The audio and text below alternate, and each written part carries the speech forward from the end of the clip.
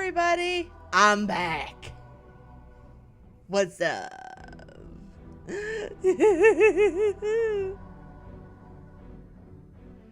Of course I was going to keep streaming it. I am not weak. I saw someone commenting on on the short with the puke water. Yeah. The answer to your thumbnail is joshscorcher, the fiery joker. I do love my fiery joker. But I oh, brain, keep going.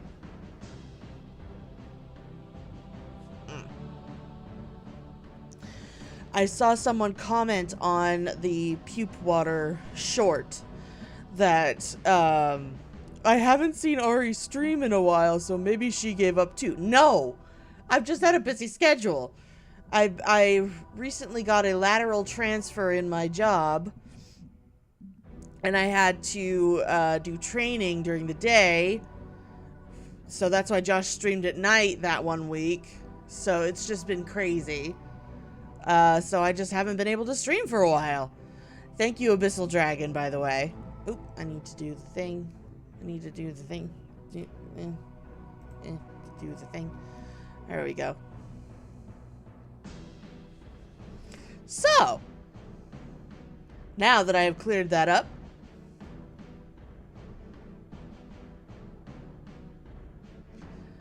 I am ready to date things.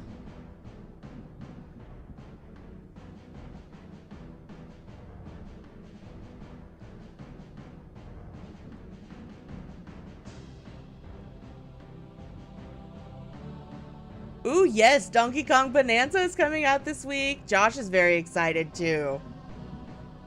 That was the one game that really got him like super jazzed for the Switch 2. And I'm very glad that we were able to get him one. Colton Turbville, what have you not dated yet in game? Quite a few things, actually. I think I haven't dated, I think I've only dated like 30 things.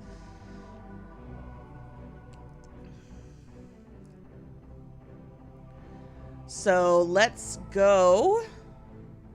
I'll wait a couple more minutes for people to join. I'll be nice.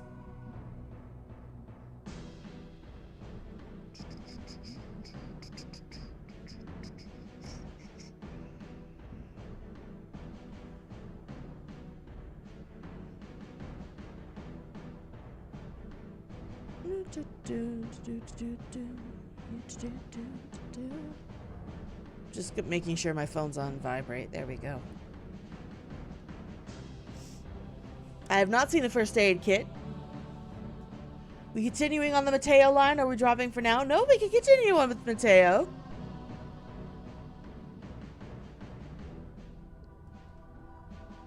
I do not mind continuing with Matteo because he is a sweet little bean. So I shall let me actually start a poll first. That might be fun.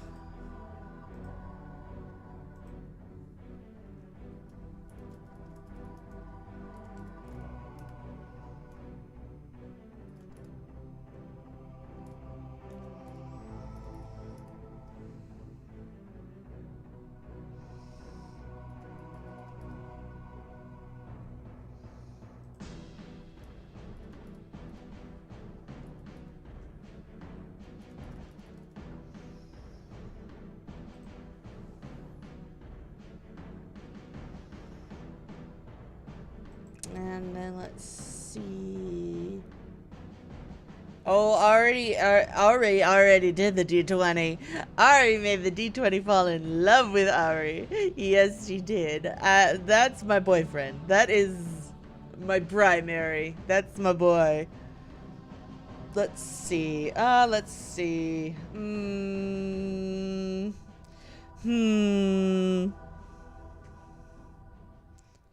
Kind of want to avoid the bathroom.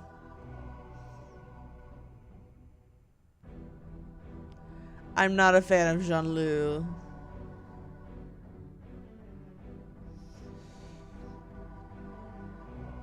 Let's see.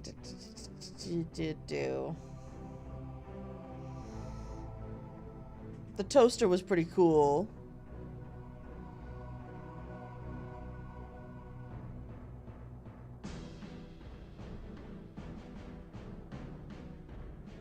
Yeah, sure.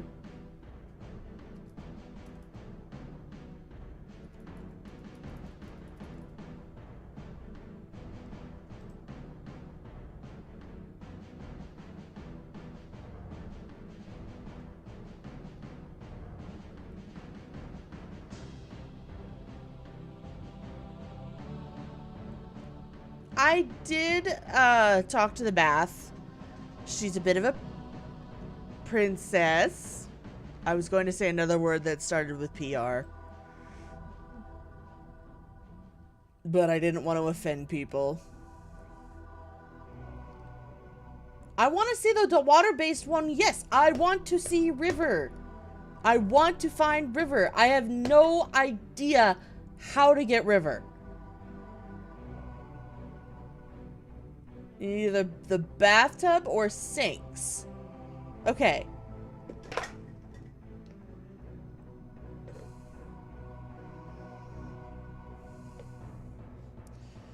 I am pretty tired. Maybe I need some glitch. Get 20% off code, use creator code joshscorcher for a 20% off discount. I didn't do the clicky thing right.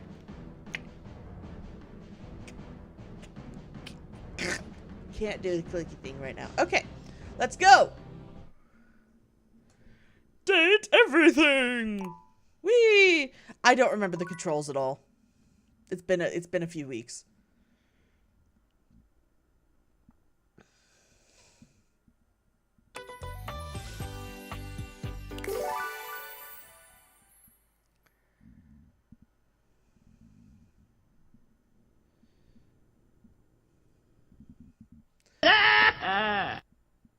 First aid kit will be on the next poll, okay, Colton? Yay-hoo!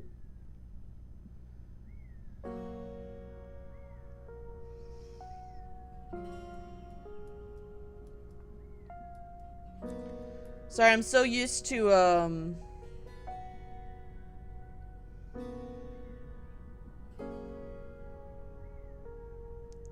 I am so used to Baldur's Gate 3 viewing things that it's bothering me.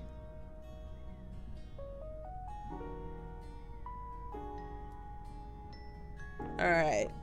It's 9 a.m. I've woken up to another day in paradise.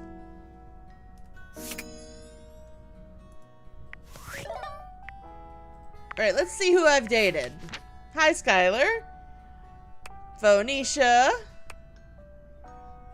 Yeesh. Stella. Dorian. Lux. Prissy Plastique. The plastic plant up in the attic.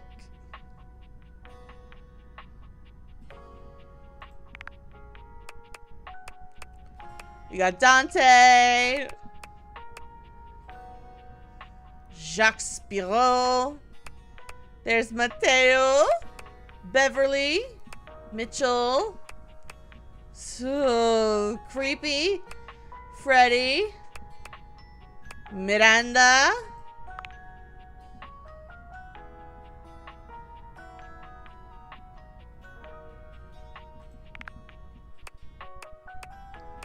Cam and Kopi.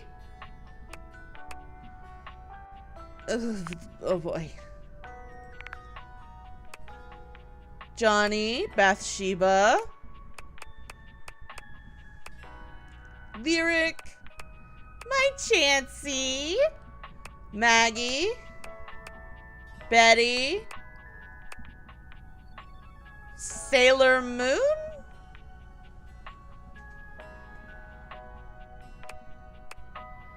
Washford, Drysdale, Harper, Clarence, instead of Dirk.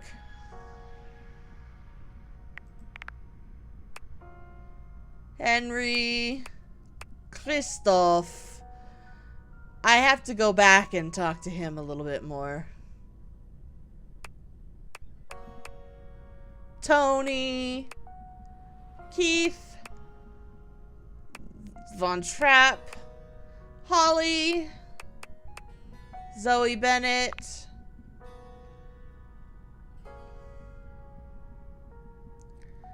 little gold necklace with a pink heart pendant on it. I need to find that.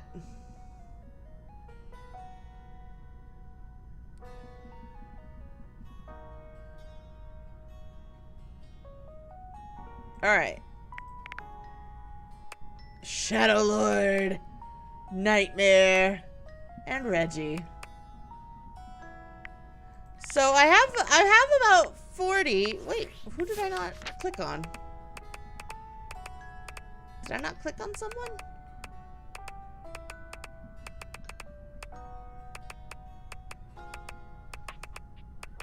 Who did I not click on? No, I clicked on everybody. Don't do that to me. Ugh, rude data decks. Phoenicia, don't be so rude. Okay. That is the end of this poll.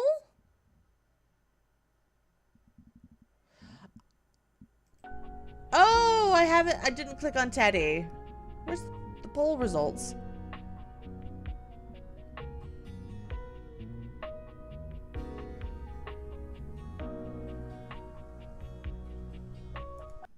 What happened? Where are the poll results? Why aren't the poll results popping up? Help!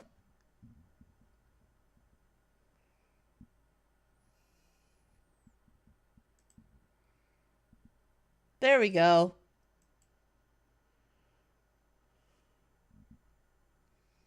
Okay. So first off, we're gonna go find Matteo.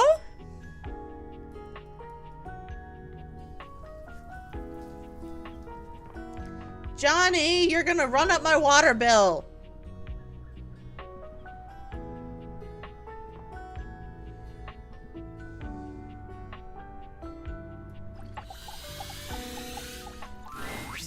Hey, you're back. That was fast. Any news on Davey? Were you able to check out that lead from Hoof?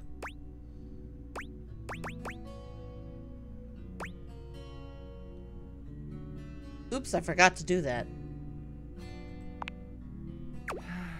About as well as you'd expect. I think the nerves are starting to get to all of us. If you wanted to stick around for a bit, I'm sure they'd really enjoy the company.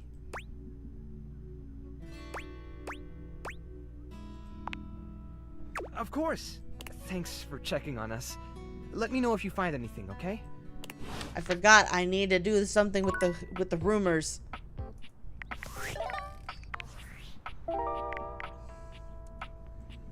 Curtain rod would notice at the bottom of the curtains would be slight drying gosling.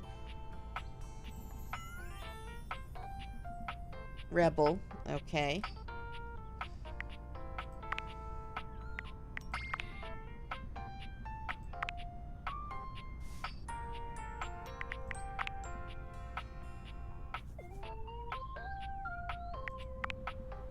Okay, river. I do need to talk to... I need to talk to Hoove again.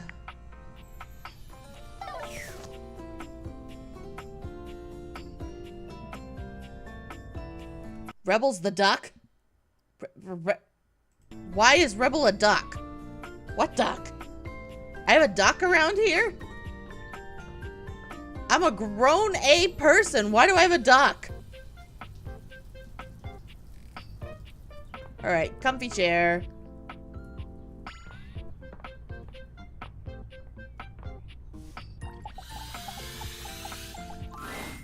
Oh, coming! Hello. Sorry for any confusion. Oh, hello. I'm currently working my day job at all 5 restaurants and bars in the house. It's hard being an actor. Jeremy, I'm thinking I need to take 5 for a second. Can you cover for me? Coming! Stop by for another night of some theater.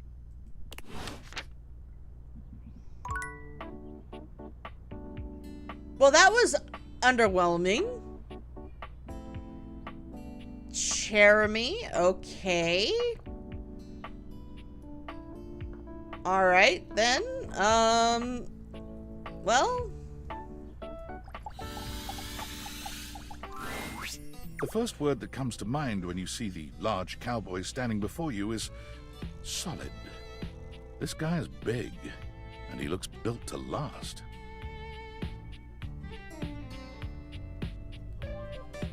Oh my. You might be intimidated were it not for the kind expression on his face and the sweet way he doffs his hat at you. Oh, doffs his hat. He doffs his hat. No one's ever asked you this, but if you had been asked to imagine what your table might look like as a human, you think this would be pretty close. Oh my gosh, look at this Superman. Look at the Superman engravings. Yes. Oh my gosh, the 2000s. Hello. We've known each other for a real long time now, but we ain't ever been properly introduced. Oh, who voices him? So, first things first, name's Abel, and I'm your table. Howdy. All right. Oh, look, it's Sora. Oh my gosh, they reference Kingdom Hearts in his design. Look at that. Oh my gosh, I love this. Oh my gosh, his design is fabulous.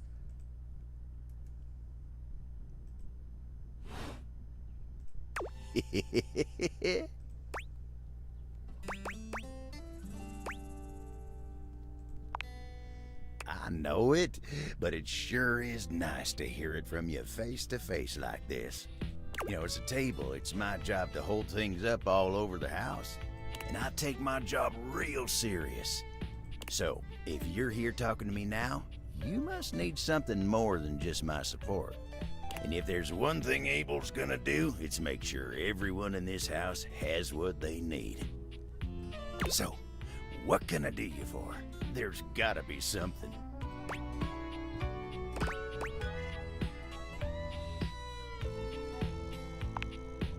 Oh yeah? Well, Skylar told me you was getting to know everybody real good. I mean, not everybody gets to know. I mean, I'm not getting to know everybody that real good. Oh, he's voiced by Steve Bloom. Okay. He is Texas style, and I do enjoy me some Texas barbecue.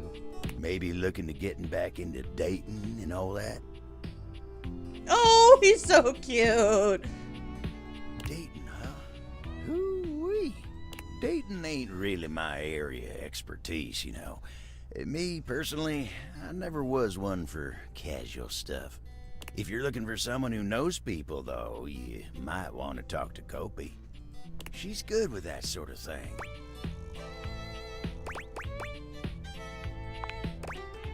I guess you could say so.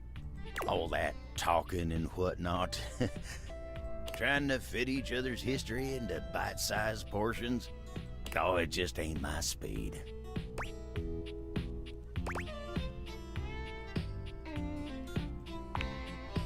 And you really gotta talk to somebody who knows what's what with dating these days. Hope he'll get you on the right path.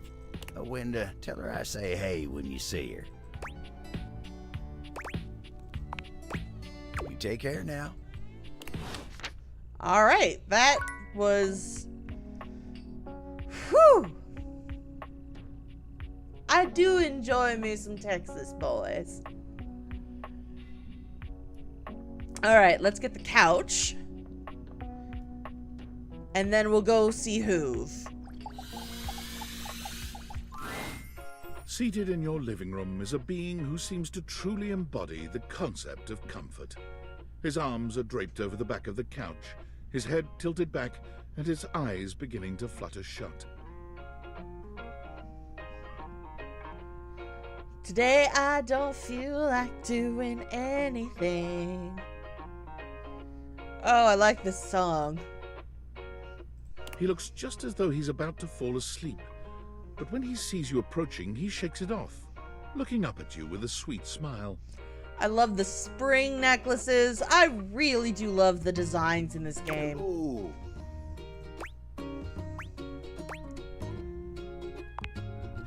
Join me.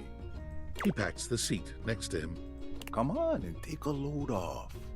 I'm Koa, by the way. Oh, the Boy. shoes. Ugh, the shoes. I love the shoes. Can I have a pillow on my shoulder at all times? Yes, I love it.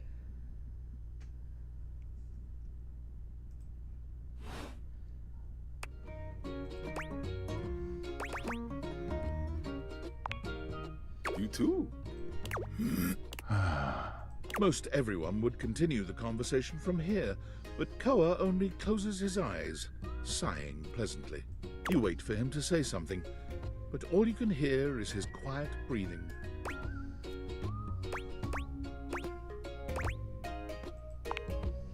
No, that's okay. Koa opens one eye, but he doesn't move. I just thought you might like to share in all this comfort, you know? Couch culture is really all about taking it easy together. That's nice, actually. You know, like, you ever heard people talk about alone together? Yes, I love that. Josh and I just sort of, you know, like, back in our apartment, you know, we used to have the couch and the computer right in front of us. I would sit on the couch while he worked. We can't do that in this little room. The room's not big enough. But we hope to, in our new house, be able to do that.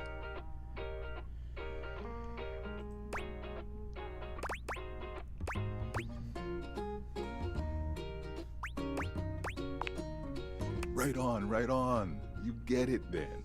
I wish more people understood the beauty of alone together. It means you can be at peace with another being without even saying a word.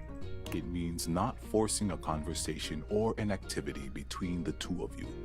It means just enjoying the moment without any expectations. Can I have some of that cash, dude? We're a little strapped. Buying a house is expensive. He sighs pleasantly, closing his eyes.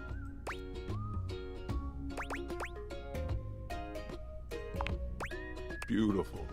You'll see. Koa breathes in deep, sighing pleasantly.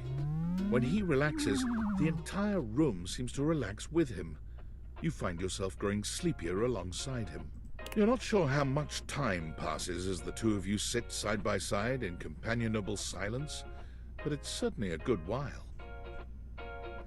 Seriously, the music in this game is really good too.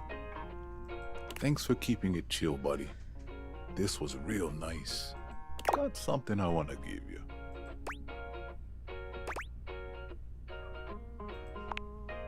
It's not free, it's your money. You know, in couch culture, we're not big on expressing ourselves verbally. We prefer to let our actions speak for us. And a gift like this, it's just a way of honoring our friendship. Yay! I asked for the money and he gave it to me.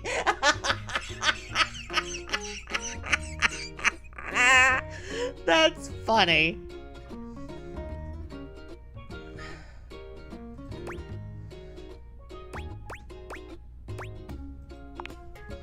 I'm just glad you appreciate it. Koa yawns. I'm gonna take a nap. I'm just so comfy.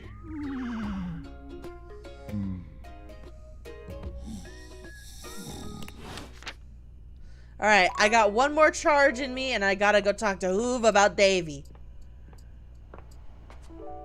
Because we can't finish Matteo without knowing more about Davey. You know Harper, the hamper? Yeah, I do. Well, recently, when I was cleaning up around her, I happened to see one of the animals. If you're looking for him, you might want to check that area. Sweet. See you around. Oh, right. I forgot.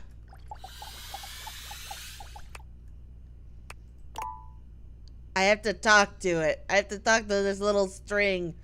Ah, I forgot. Well, we'll do that tomorrow.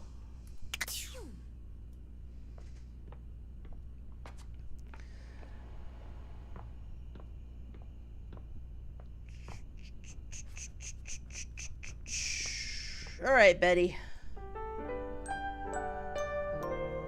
Talk with the rubber ducky on the bathtub? The rubber ducky?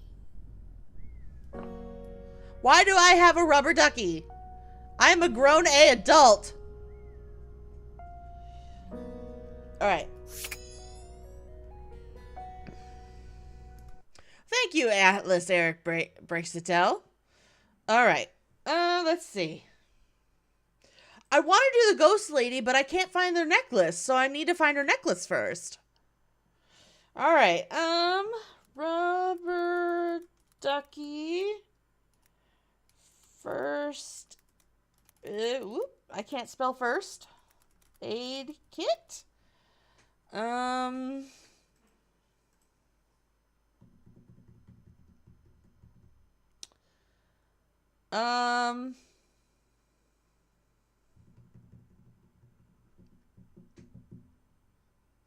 There's so many things in this house that I don't know what to pick.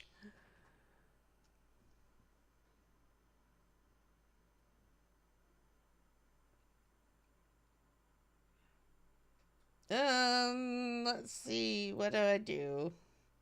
Knives.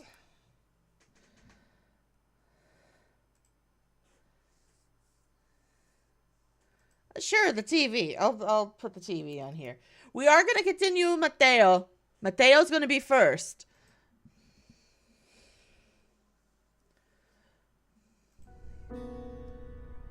All right.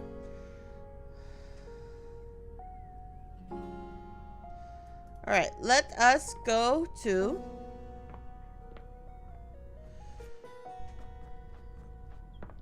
the animal.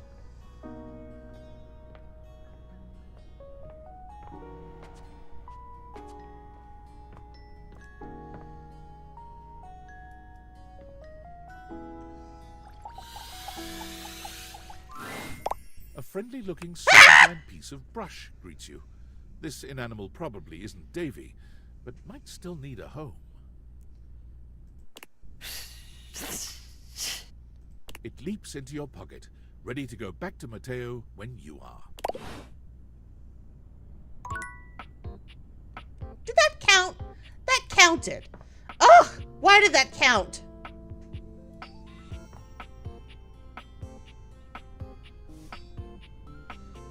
I feel bad for all my coffee table. Like, look at that. I do not use coasters, apparently. Oh.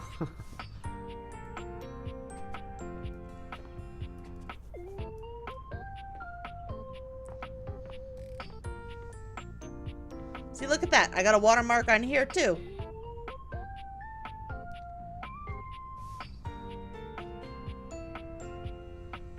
I kind of want to try the magazine next.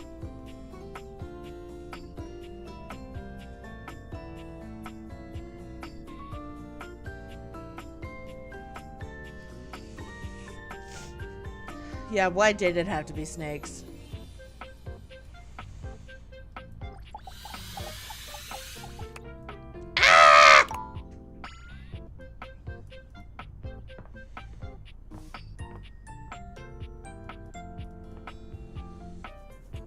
Dorian. All right. The necklace is with the time capsule. Oh, man. So I have to go to the crawl space again?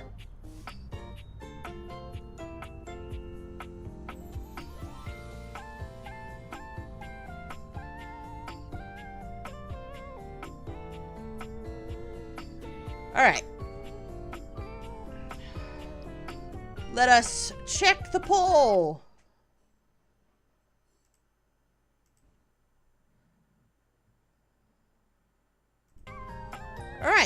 So first off, we're going for the rubber ducky because apparently me, Ari, in this game, am a child who needs a rubber ducky to take a freaking bath.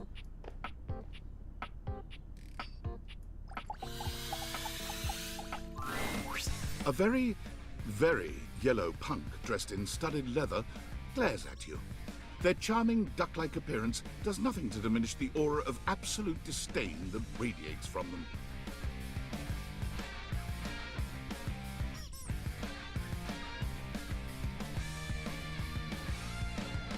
The music! The music! The music! Squeaky! The music!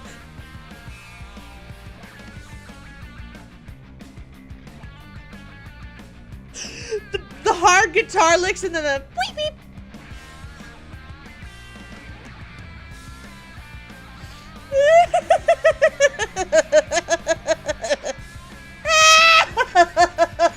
Love the music! Yes, the music is the best! Who the duck are you?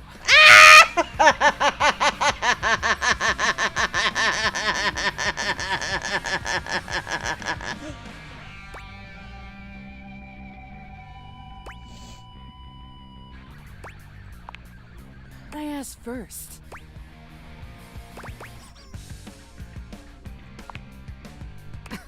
The bathroom?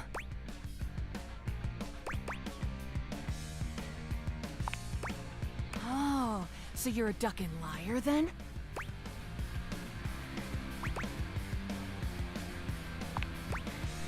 The worst kind of worst. I only ever see you sitting and scrolling or standing with a dead blank expression on your ugly mug. Boring. And ducking disrespectful of yours truly, don't you think? Now get out, ducking poser.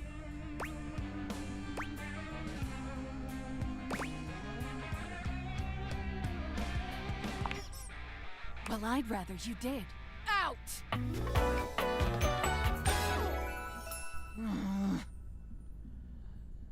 She's very cute.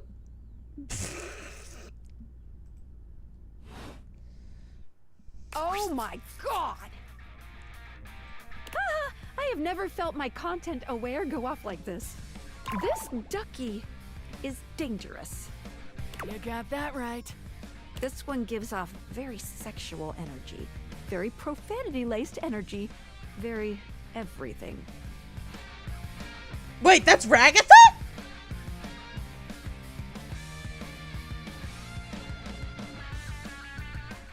If you're the least bit turned off by anything rude, I'd skip this one.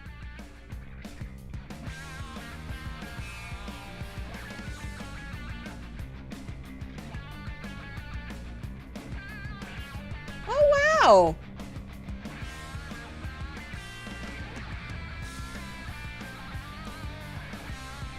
Ragatha is from Amazing Digital Circus. No, Skylar isn't Ragatha. Rebel is. Skylar is voiced by Felicia Day. I dare you. See?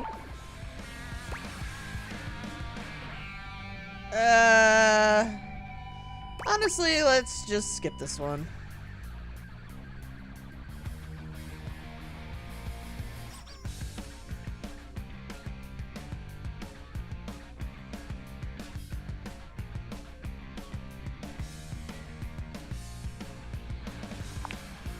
Okay. Whew. No worries, but... How would you like your relationship with Rebel to resolve? Friendship! Friendship with Rebel seems to be the safest choice. Rebel, what say the two of you just be friends, huh? I love friendship. Aw, friends forever.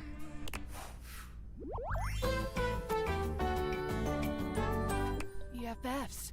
Bitches fuck forever. What the heck?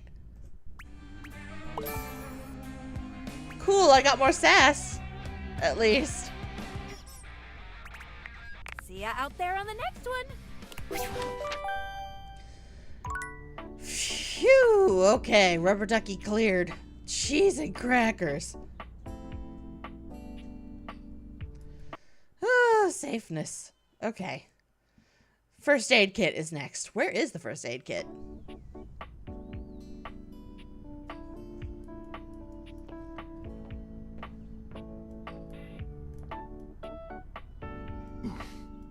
Sorry, Dorian.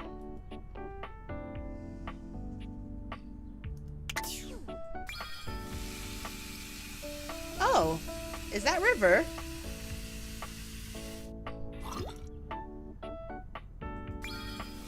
No, that I didn't mean for that. 20 donation from Max.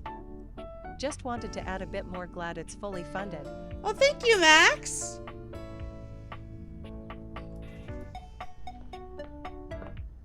I'm trying to find the first aid kit. Where is it? Is it in the closet?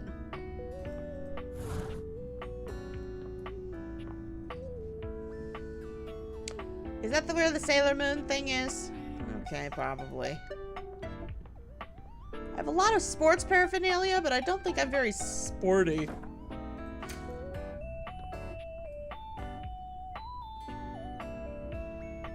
Sorry, Prissy.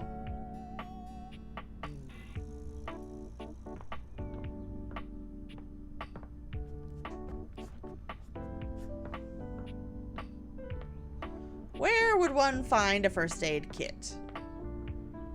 Bathroom? Aha! I found it!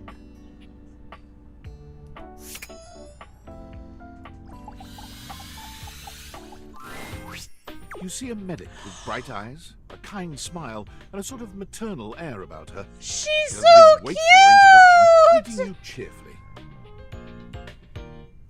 Oh my! Hello there. A fresh face. Here to see the doctor, are ya? Well, look no further. I might look like any old Jane, but I'll have you know that you are looking at a truly top-notch medical professional, and the only one around for miles.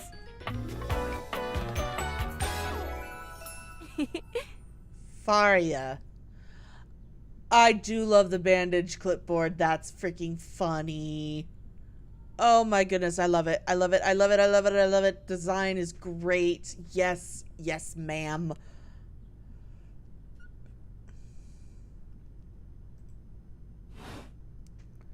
Whether you've got a tummy ache or a life-threatening ulcer, I'm your gal. She pauses, looking you up and down, hopefully. Do you have a life-threatening ulcer?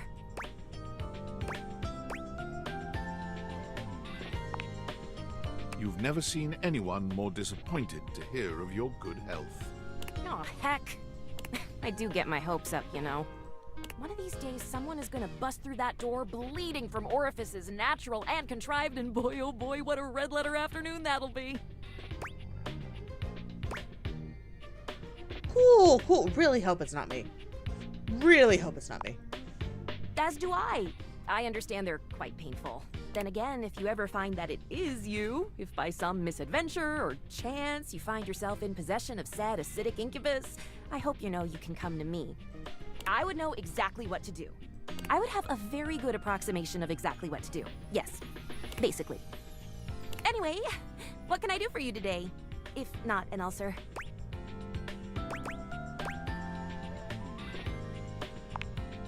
Oh, bandages! They are the first line of defense when the interior of the body has the temerity to propose to become the exterior. Get back in there, blood. Back to your proper course's lymph. And you, skin, have a little help controlling this raging horde of fluid and marrow. Band-aids are basically magic. I mean, sure, I guess. I could go all day. Anything that you might need, hydrocortisone, non-latex gloves, even a simple pen, that, darling lacerated one, will be duck soup.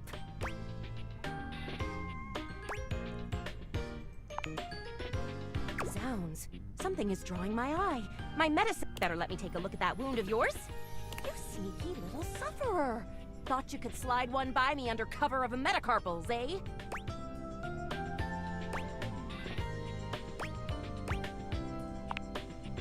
Just to double check, you don't need an injection or two. Take it from me, dear, you're better off safe than sorry. After all, if there's any sign of rash, you won't know it's there unless we do a thorough examination. And even then, well, I'm afraid there's always a chance for scarlet fever. She really just wants to be a doctor. She's so cute. Once more, onto the exams. Farya looks you up and down, tapping her chin as she considers you from every angle.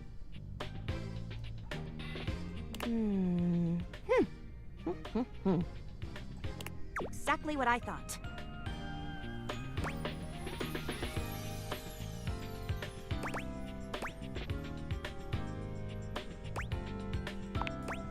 No need to be anxious. We caught it just in time. You do indeed possess a splinter. But it's not just any old splinter, dear. What you have is a deep, deep splinter. Plenty of tender flesh open to infection, just waiting for those little microbial monsters to set in. Do you know what that means? And how? And that's just the beginning. Because once the infection's done a number on you, and your poor, beleaguered immune system staggers back onto the field of battle for another round with the enemy, you watch helplessly as your body swells and burns and turns all different shades of red, pink, and yellow, and the true engine of the enemy rolls up to the line. Gangrene.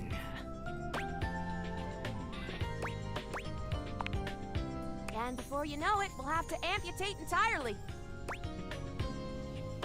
I do not give you permission to amputate anything!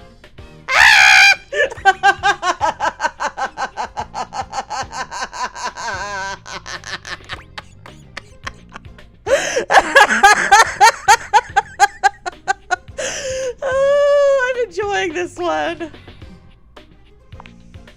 I know. This stuff is not for the faint of heart. Once it's bad enough, my poor new friend, I'm afraid the whole appendage will have to come off. Preventing spread and all. I'm sad to say we lose many a good limb to splinters every year.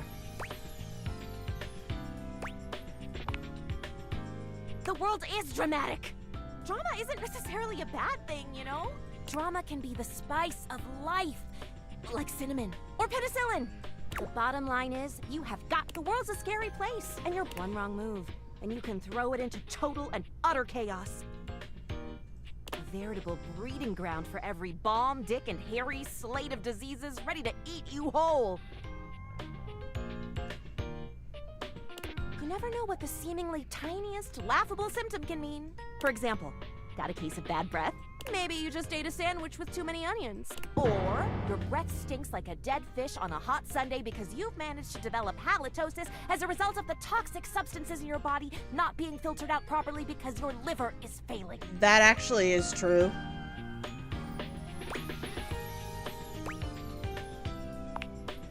You can never be too careful. And when something does go wrong, well, it's my job to make sure you're all fixed up. And I'll have you know, I take my job very, very seriously. No kidding. The doctor's duty is to keep their patients alive and kicking. That's a big responsibility. So you can bet your behind I make sure to cross all my T's and dot all my I's. Sometimes even twice.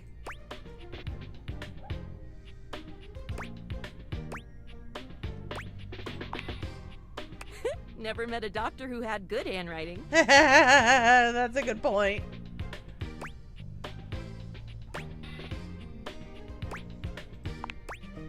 Horse feathers. Girl, female, not boy. Oh, you were expressing consternation. Frustration. Got it. Anywho, it doesn't look like you've got any type of rash after all. Just that splinter looking awful uncomfortable there. Let's get that taken care of. And then presto, you're all patched up. There you go. Good as new. And if you do develop any plague-like symptoms, well, that's what I'm here for.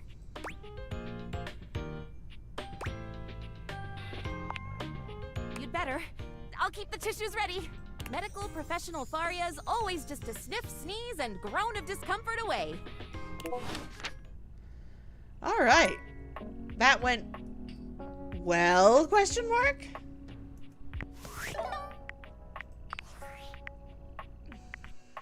Valdivianites. Oh boy. It's David Most, your beloved CEO, with an important question. What do the following items have in common? Cellophane, eyeglasses, and bottled water. If you guessed they're all 15% off today only on Valdivian.com, you'd be absolutely correct. But even more importantly, they're all transparent. As your leader, I value transparency above all else, especially when the board of directors changes the locks on my office. Message received, Ian. With that spirit in mind, I need to share some difficult news with you today. I have not been entirely candid regarding my lost sunglasses. Firstly, the lost item was thankfully not my sunglasses.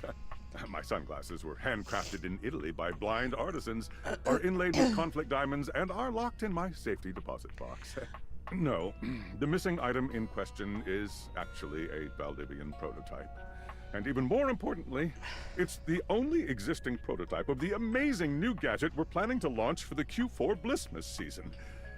Unfortunately, the engineer who invented the prototype was a disgruntled former employee who destroyed the schematics before disappearing himself. So, as you can see, it is imperative that the glasses are found as quickly as possible.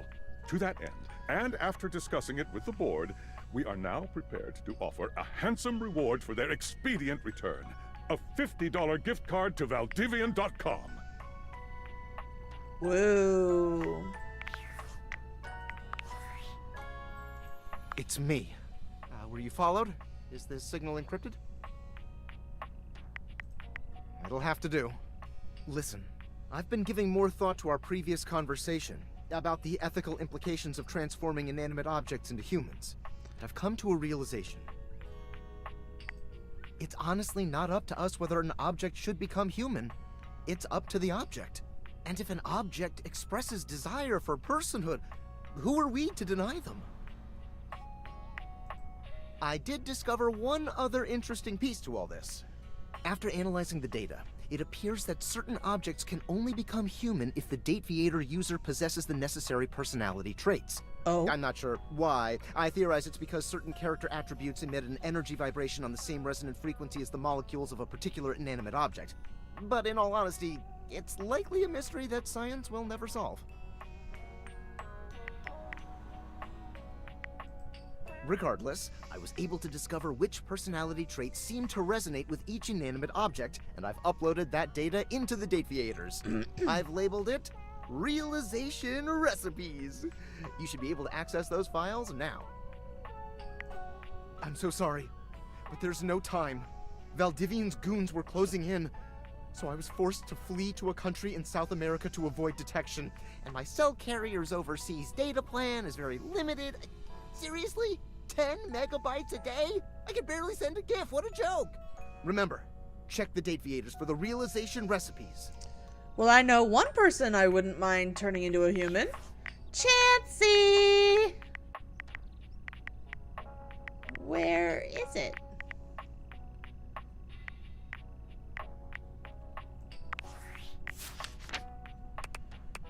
Alright, there's Abel.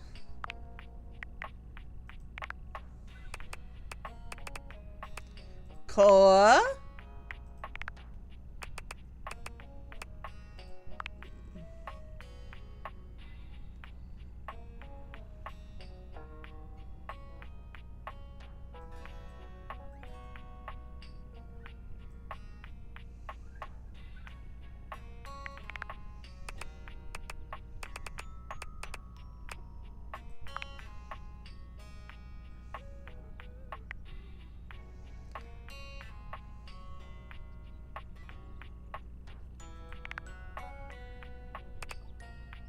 Farya. Okay. All right. Next up is the TV and the knives.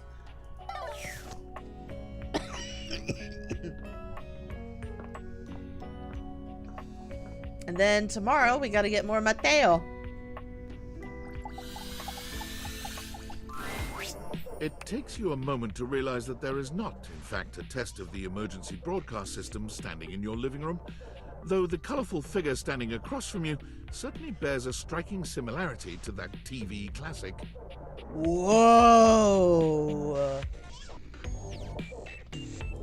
This Even before is they speak, so you can feel cool. a frenetic energy in the air, like someone switching between channels at high speed.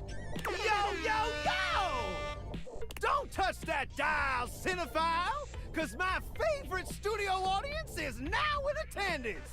The VIP attendee, the Uber viewer, and sometimes wooer. The supreme dream who makes this flat screen scream. How can I cater to my greatest spectator? Then, let's get ready to rumble!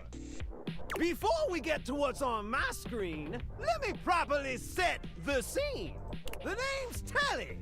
Rhymes with Nelly, like, whoa, Nelly! Did you know Telly offers 5,000 channels like an endless deli? Holy smokes, folks! Oh my gosh, I love his design. The eyes, I love the lips. Oh my goodness, the hair is so cool. This is so cool looking.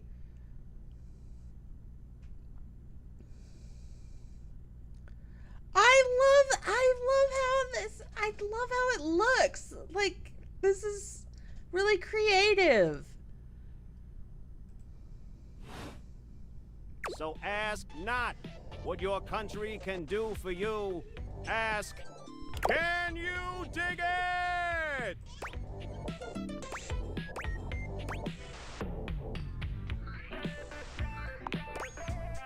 Damn straight! It's one small step for man, one giant leap for mankind. 5,000 channels is the most offered by any provider. I know this because I'm an entertainment insider. 5,000 channels of cheers. 5,000 channels of cheers. Can Valdiviflix compete with that? Or even Viewloo? That Valdiviflix copycat? Telly shows are must-see. Their programming's just musty.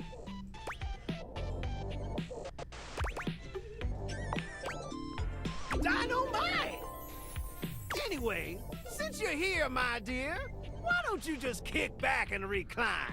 Unwind from the grind and free your mind with 120,000 hours of programming combined. View that cue till you go blind.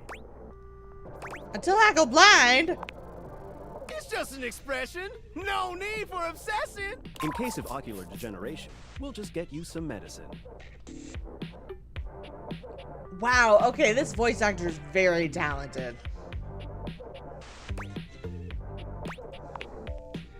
Loading programming, optimizing for comedy, haha, analyzing for reality, boo-hoo. Pratfalls and close calls from straight to your eyeballs. And, yeah, Mr. White, yeah, science, bitch.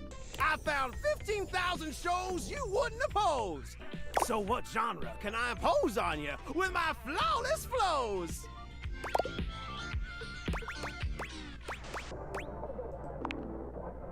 Time for some narration elation about home renovation. Allons-y. From the creators of Home is Where We Buried Grandma and Festive Infestations comes Balls to the Walls, a thrilling home renovation series where each episode follows the demolition of a different home using wrecking balls as the primary tool of destruction. Seriously, really talented voice actor. Isaac Robinson Smith, amazing. Snaps for Isaac Robinson Smith. Allons-y, yeah, they went Doctor Who. Hosted by demolition expert Carlos Balls of Steel Balenciaga, and featuring an all-original music score from MC Whammer. No home is safe from the swinging force of Balls to the Walls. So, my beau, does this show make you go, whoa? Nice! Let me just get a summation of the station's location and Shazbot. I've made a huge mistake. That show I promised you we'd view just moved to Valdiviflix for more revenue, boo. Just hang tighty, Aphrodite. Ooh, I'm Aphrodite. Hello. I'll answer all your queries with 15,000. So what genre can I impose on you with my flawless flows? Wait, seriously? I just told you that I have... And you want to watch the community access station?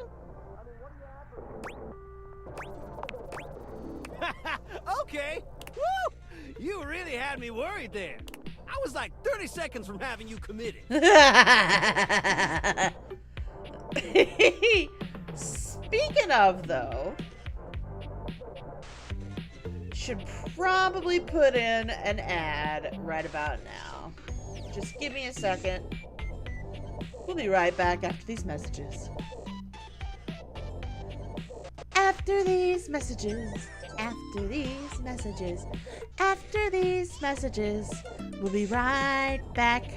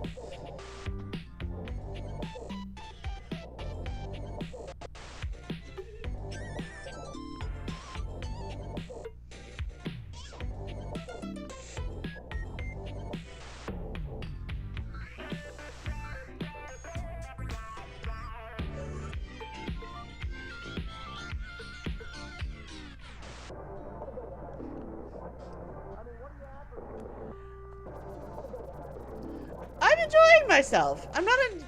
This is fun. So what genre can I impose on you with my flawless flows? So that's who you giving your rose to, my boo? Ooh, bachelor. Looks like the tribe has spoken. I'll assault you with my pop culture.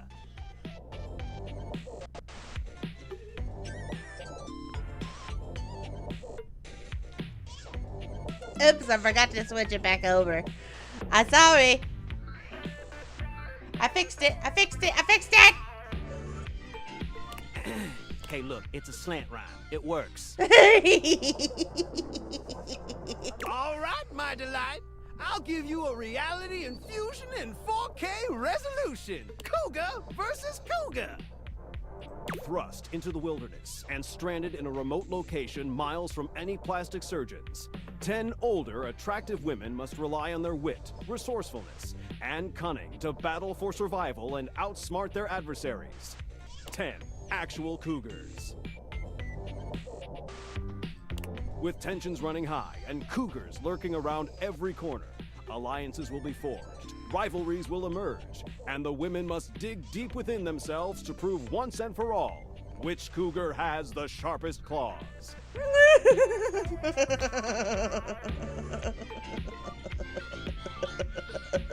So, my daffodil, shall we commence with this TV and chill?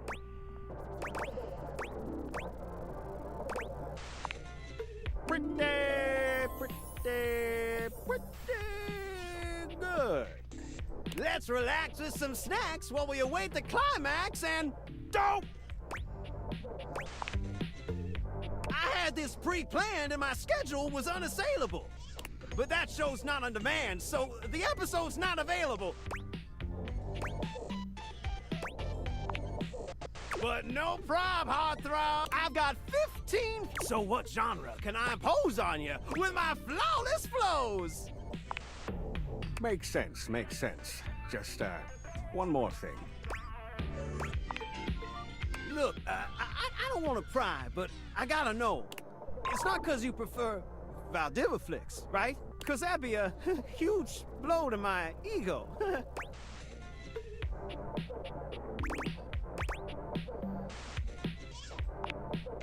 Oh, thanks, Hottie. That makes me feel naughty. Come back round here later, and I'll show you something body. I'm good for right now, thank you. All right. Knives. I think I have a knife block. Yes, I do. Nope. Oh, sorry, Abel.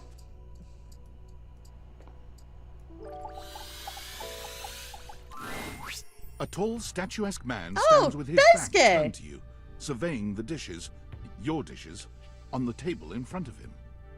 He's so absorbed in them that he doesn't seem to notice you.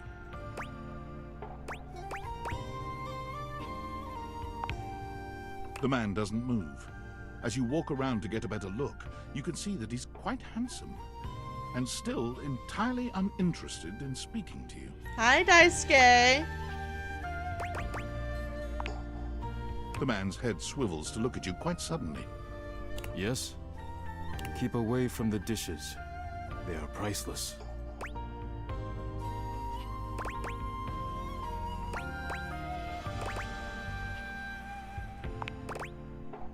Then you understand my concern.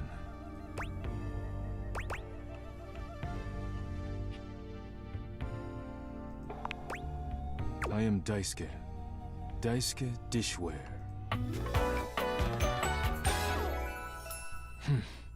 I went for the knives, not the dishes. Did I do something wrong? And you are interrupting inventory.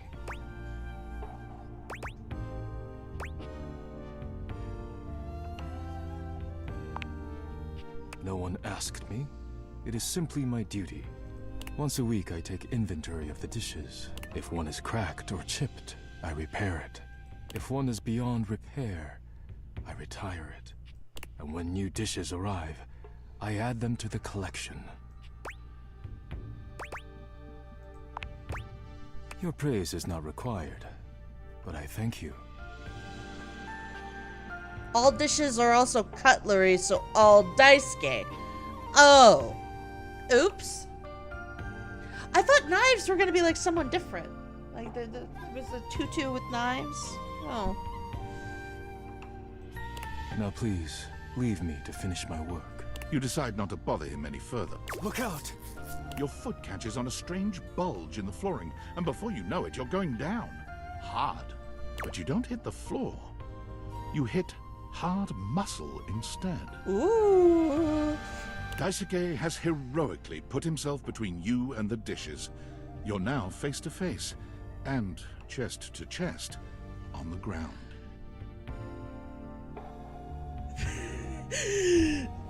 Manga tropes! Huzzah! Manga tropes! Yay!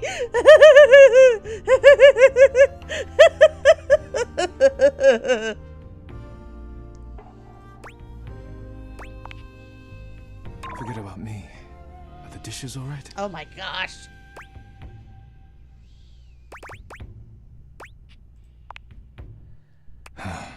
Good. You climb to your feet, surveying the table. No damage that you can see. Have fun at your eye exam, Ellie.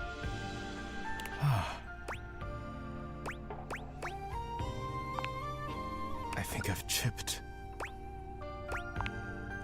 I must repair myself, lest my injuries become worse. Please leave now, before you do any more damage. Ouch! Okay, that wasn't my intention. Yes, your concern is appreciated, but ultimately useless. Leave me now. Ow! Okay, rude.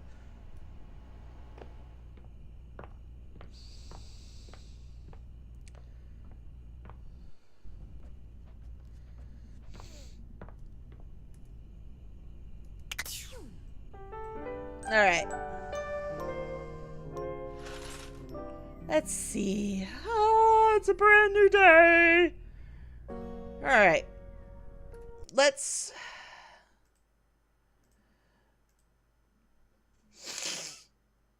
let's see.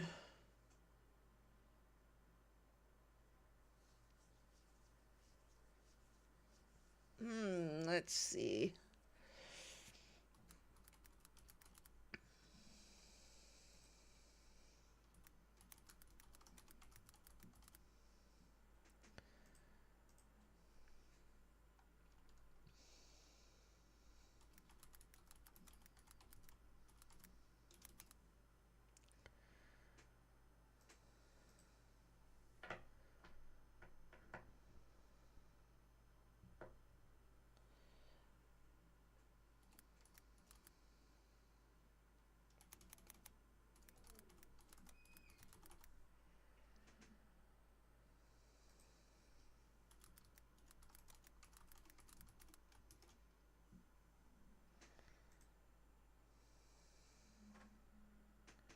Alrighty.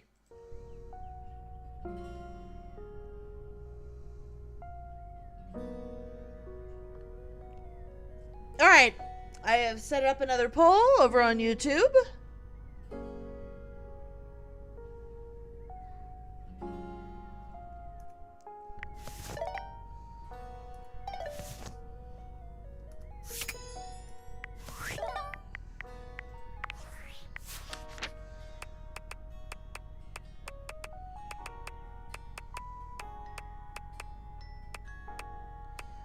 I like Telly. I don't know what,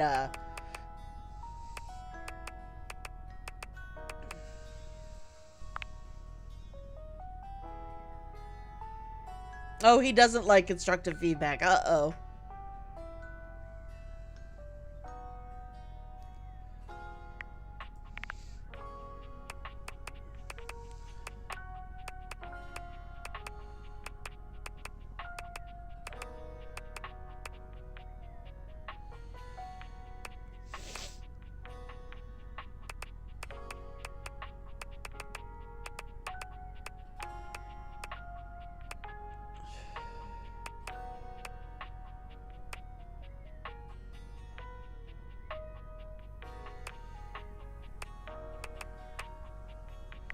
Alright. So I've met about half of everybody.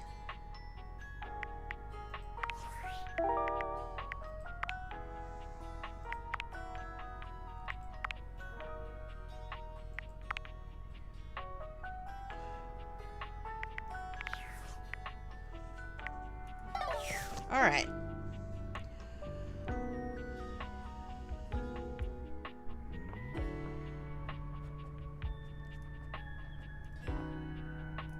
It's looking like the... Dorian, let me in!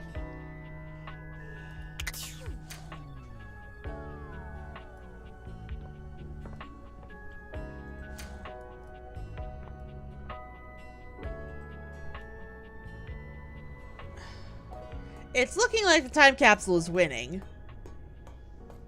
So, we shall...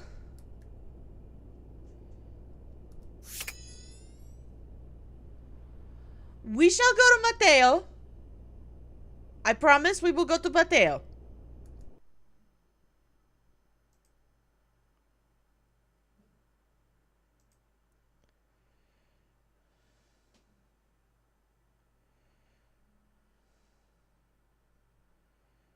Alright. But first we're gonna do the time capsule really quick. You see a concerned face peeking through what might be a cryogenic tube containing tape both sticky and cassette.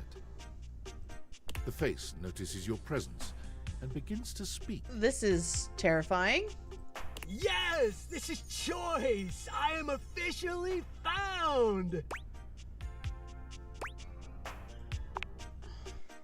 You got it, compadre. Hey, mind letting me out of this thing?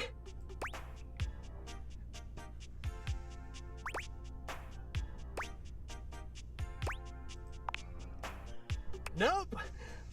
I mean, I don't think so. Maybe. Only one way to find out. Let her rip. Down? I mean, I was down. Down in the ground. But now I'm out.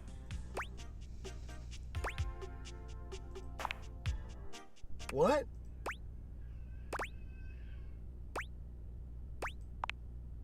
The stranger who stands before you can best be described as nostalgia given form, an assortment of 80s memorabilia sculpted into a well-muscled male figure. Yeah, I see it. Woohoo! Yeah, I'm free! The 80s is surviving and thriving, baby! Oh, yeah! Although his cassette tape ribbon obscures much of his face, you can still make out a friendly expression and handsome features.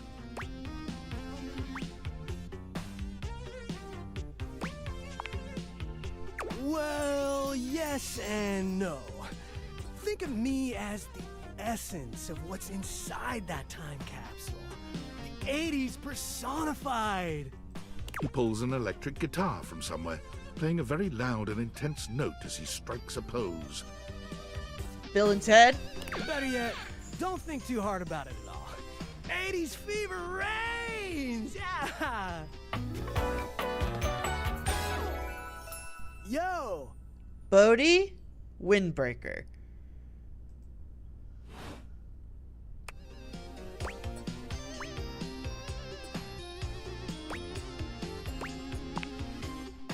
Oh, my friend. Then do I ever have a story for you?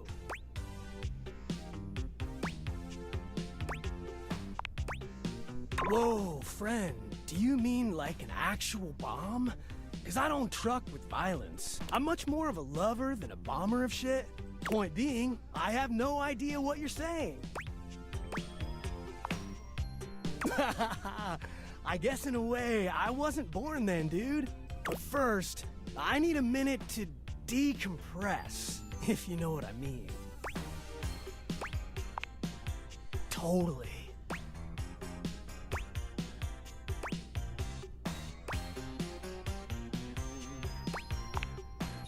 Nice reference, pal. Totally topical. Now you're getting it. Nah, I might bop around the house a bit if that's cool.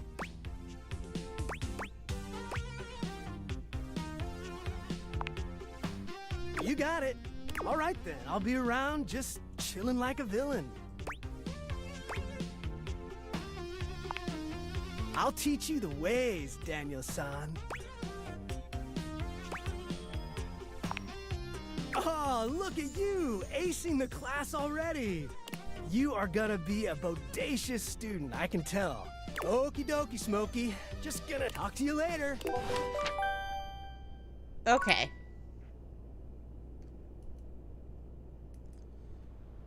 So, that was the time capsule. Where did it go?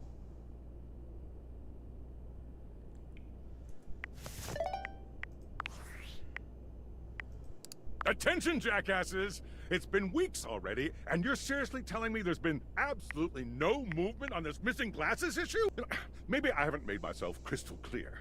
Nothing else matters. You get me? Your expense reports, corporate retreats, PowerPoint presentations, I don't care about any of it!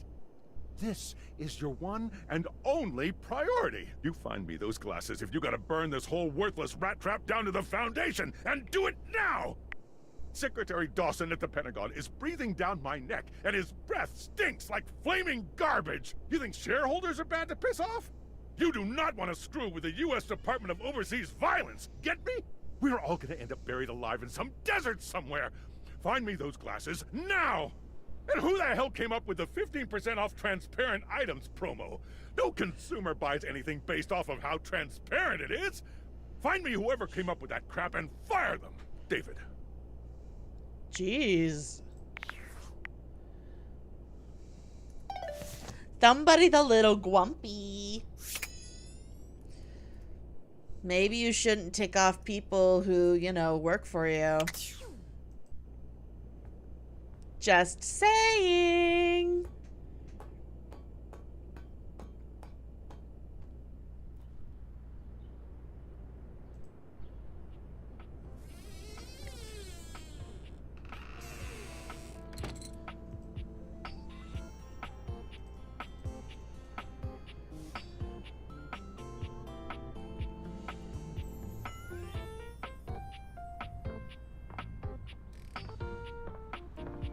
Oh, the time capsule's there now. Okay.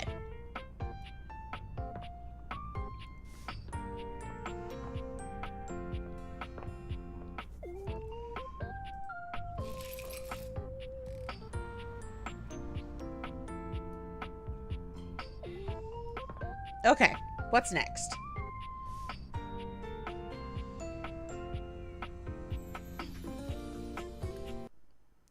Side question about the commission goal. Is this death battle style or just a sparring match between the two characters? It's death battle style. Just like Starfire versus Blaze. Alright, next is the tennis racket. Oh, wait. Next is Matteo, now that we have another inanimal.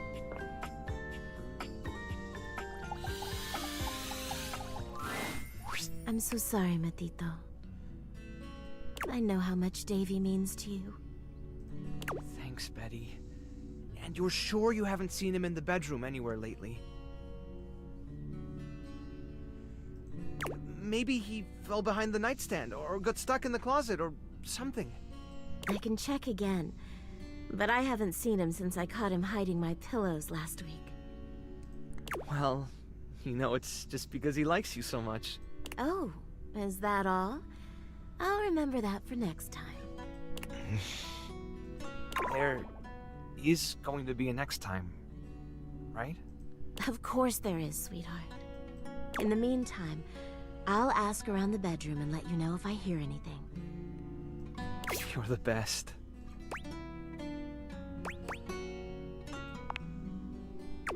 No, unfortunately. What about you? Were you able to check out the bathroom? Any sign of Davey?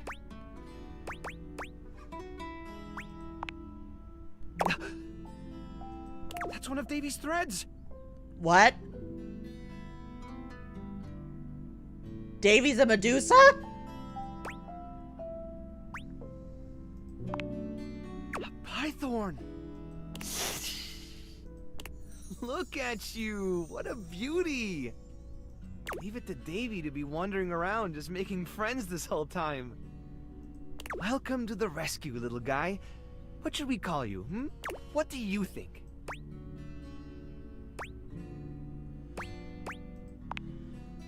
Poetic, huh? Are you a soulful little python?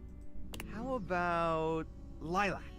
Well, if the thread was still there, Davey couldn't have been there that long ago, right? Oh, this is great. We should focus on the rooms downstairs. One of the responses to the Facebook post was from Telly. Apparently, Davey got caught up in Connie's cords not long after Hooves saw him in the laundry room. Telly said that they lost track of him, but they're still untangling things, so he could be stuck back there somewhere. Can you go check it out?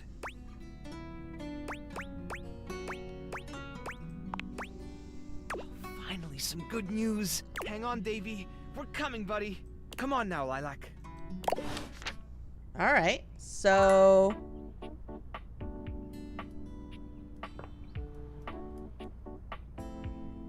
this little spring? Is that what it is? Oh, it is the little spring. Okay. So next up is the tennis racket.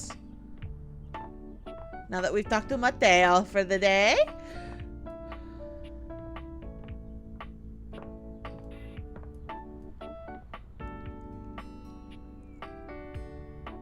It's a badminton racket, really. One moment you're looking at your old sports equipment, and the next you're looking at a gorgeous, muscled man dressed in various pieces of sports equipment that once belonged to a far more optimistic version of yourself. No kidding. As you watch this guy go through an entire squat routine, it's more than clear that, unlike you, this guy has never struggled to maintain an athletic routine. Hold on, I gotta run an ad break for folks.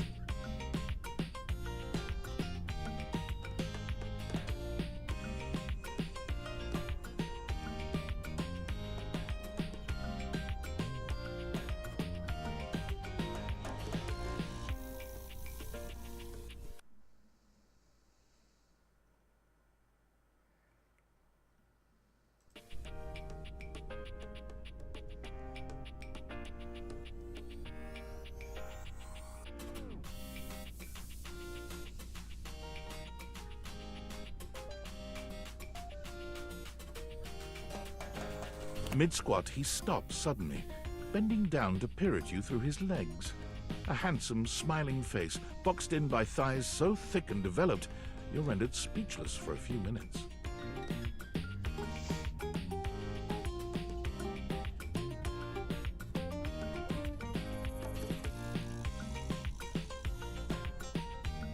Alright, here we go. So, I have no idea who Alejandro Saab is. Oh, hey! He sets his weights down, standing up and beaming at you like you've just told him he's won the lottery. Aw, he's optimistic and cheerful. It's about time you made your way over here. I was starting to think you forgot about me. Don't judge me. Hey, no judging here, pal. Look, why don't we just start over? The lights dim, and a spotlight appears from... Ladies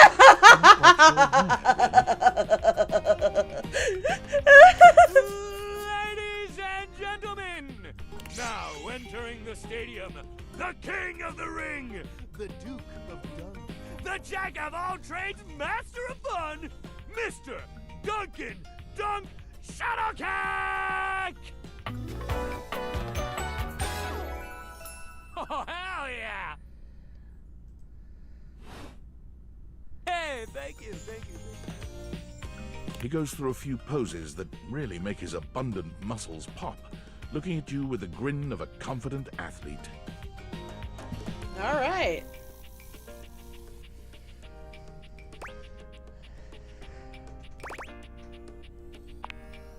Dunk is delighted by your cheering, and he spends a few more moments basking in your attention. Aw, man. It's been a while since I actually had an audience. Feels good. Don't worry about remembering all those names. That's just stuff that makes me sound cool when I hit the court, or the field, or wherever I'm playing. Dunk is just fine for pal.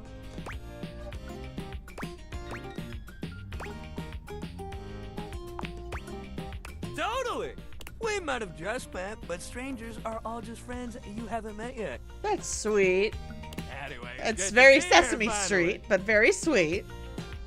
He grows very serious, placing a strong but gentle hand on your shoulder. What's with the... No, not the shake weight! What happened, man? How come you stayed away so long? Did someone ruin the joy of sports for you?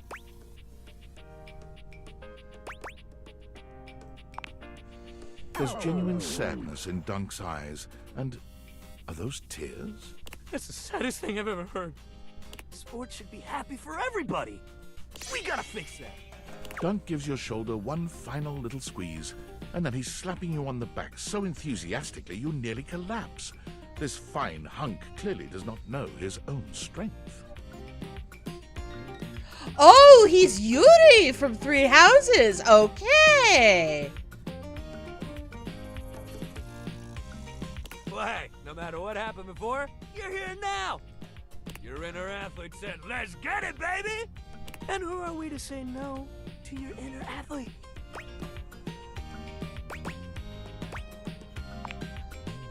Sometimes it be like that, buddy. When the ball's in your court, you don't have time to waste thinking about what you're gonna do. You gotta assess the situation and pass the ball or take the shot, baby. You gotta move! We just gotta get you into the flow.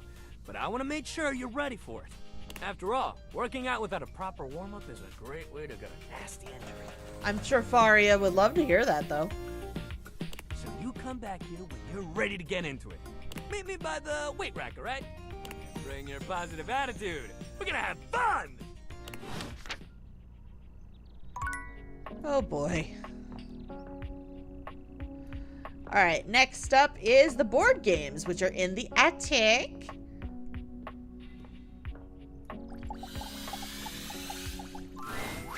A colorfully dressed board gamer beams at you, but even though his expression is ostensibly friendly, something about his energy is a little off. His smile is a little too wide, his stare a little too intense. You feel rather like a mouse that's just been spotted by a bored house cat. Why a gee-gosh golly and a hi-de-ho! Hello, Brennan Lee Mulligan. I'd know that voice anywhere. I'm Parker, the board games, and away we go!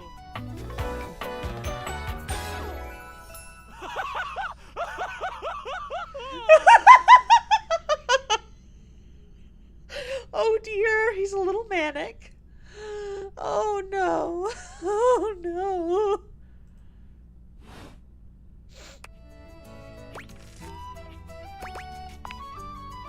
Hi there! I do love meeting new people to play with.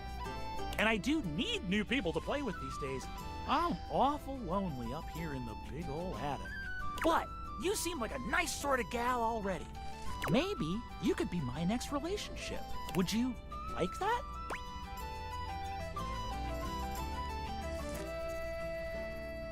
Is there an option for just being friends? Like, I'm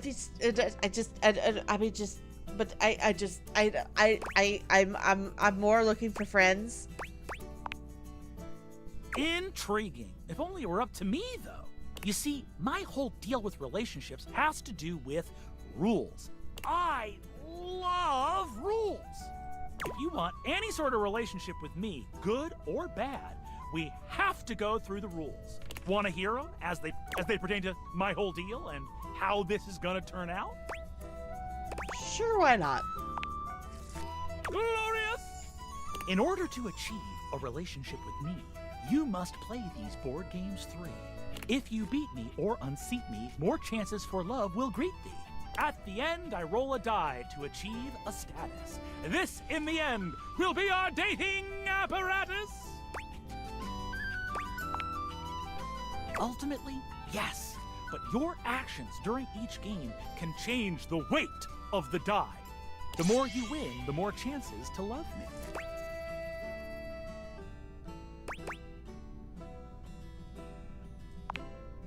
Don't worry, I'll do all the thinking for us. But I like thinking. The name Parker Bradley is absolutely genius. Meet me here next time for our first game, Sandyland!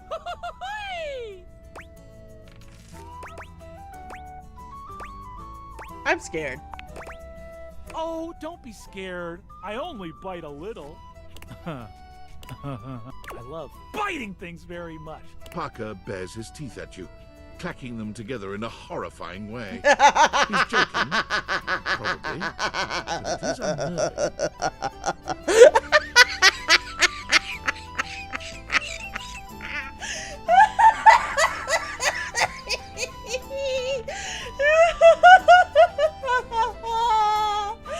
Okay, this is funny.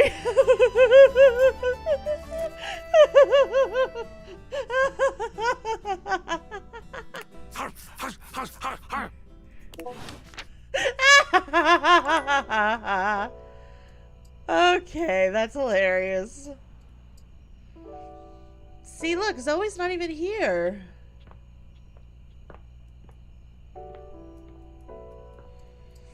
I need to find her necklace, or else I can't find her.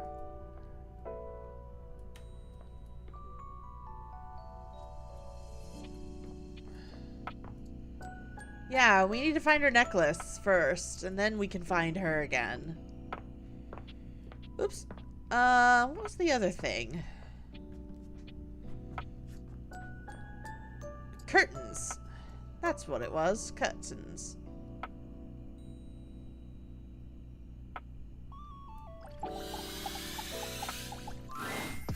A charming, well-dressed duo stand with their backs to you, peering through the curtains and pointing at something outside that you can't see.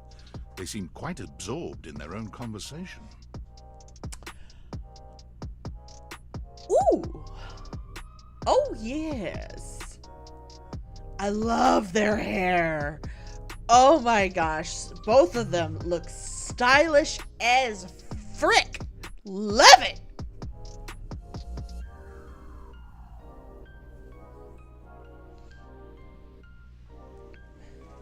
Look over there. Look at that. Across the street. What are we looking at? What do you see, Rod? I see a dog. I see a car that could use a wash.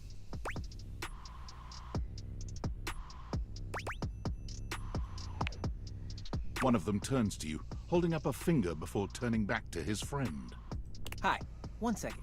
Now, why in the world do you think I would care a single thread about an unwashed car? I don't know what you want from life, Kurt. The shoes, my dude. The shoes. Oh, you were looking at the neighbor's shoes. Those are nice. Right? That's what I'm saying. Ooh, the nail polish. I like it. I kind of want that color.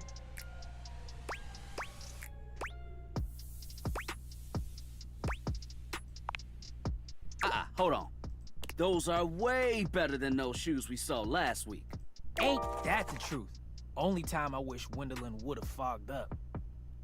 Those kicks could have kicked rocks.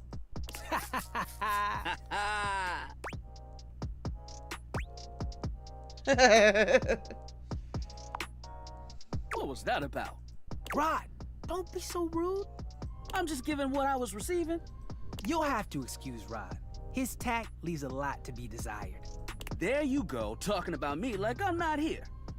Nah, I'm talking about you so you can hear. There's a difference. See, that's why your seams are unfinished. My seams are unfinished? My seams are unfinished?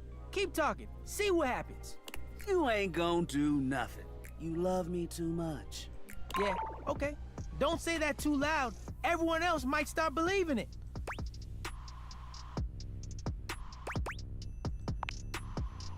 Kurt and I have been together forever.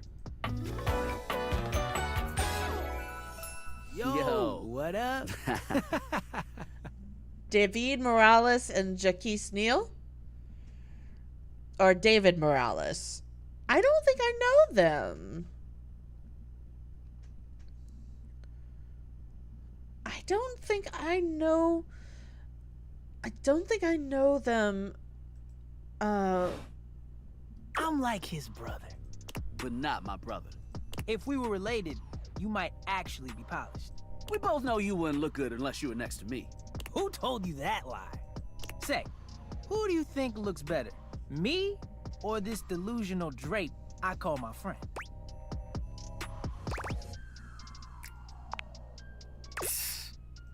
Lame. I know it's me. That's fine. Don't even try to make them lie. They're just trying to make you feel good. I'm the fly one. One thing you gotta realize is that we aren't mean to each other. Nah, this is my homie. For life. We're just a little shady.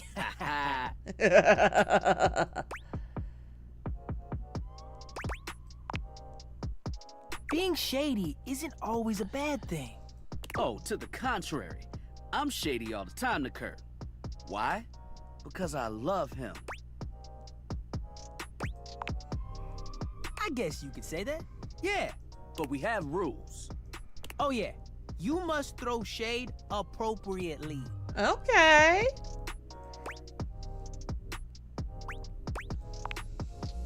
There are 5 rules to throwing shade. First off, you have to know the person. Yeah, that's fair. Sure. You can be shady to folks you don't know, but that is just me. Wait, we made fun of the new mail carrier just the other day. That's because they were wearing that uniform with open-toed sandals. With socks. Oh yeah, they asked for that one.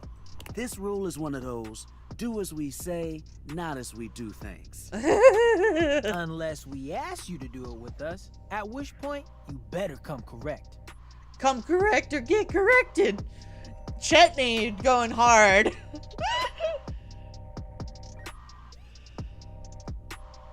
Which brings us to rule number 2. If the roast ain't hot, you're toast. The shade is all about the laugh at the end. Maybe even a strong guffaw. A guffaw? Are you a cartoon dog person? Cause if not, I best not hear a single guffaw out of you, Rod. Keep your aim true. Never bring in secondary parties. Others shouldn't be collateral damage because you decided to mix patterns and it turned out unfortunate. I tried to throw shade on Kurt's mom once. Mrs. Chiffon has never done anything and she will not be brought into this foolishness. Okay. Rule 4. Read their body language as you read them down. Everyone has their line and their limit. Don't be so caught up in the goofs that you step on that line. Fair. It's easy to be on a roll and run right over your friend. Which is why rule number 1 is important. If you don't know them, you don't know what might actually make them upset. Yeah, that's fair. Right, like I don't talk about Rod's crush on the blinds at the last house. Dude, not cool. Sorry, I was just giving an example.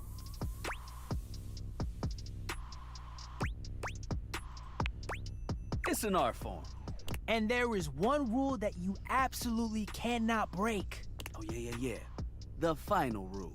Rule 5 is... If someone you know starts throwing shade on your friend... You better prepare for war. It is your duty to fire back. Verbal warfare has begun. Do what you gotta do. Jaquise Neal is from Dropout? Oh, what episode was he on? And yeah, those are the rules of shade. You got them all?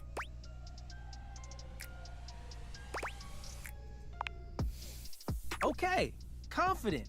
I like that in a person. If they breathe, Kurt likes them. You act like you're the one to talk. The tree outside sways, and you think it's flirting with you.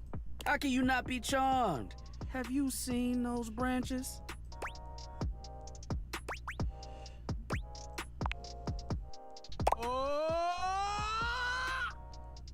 Alright now, calm down. They said the grass.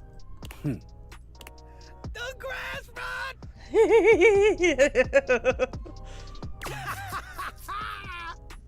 Oh, you can guffaw, but I can't? Okay. Fair. But damn, they got you. You right. That was a good one. You catch on quick. Yo, Rod, that fashion student is getting off the bus. Ooh, what are they wearing? I'm not sure, but it is fly as hell. We've got some people watching to do. Swing on by soon, but come holler at us at different places. Each window has a new thing to throw shade on. Variety is the spice of life, baby. Bring your jokes. We like to keep it lively here. Okay. That's kind of fun, actually.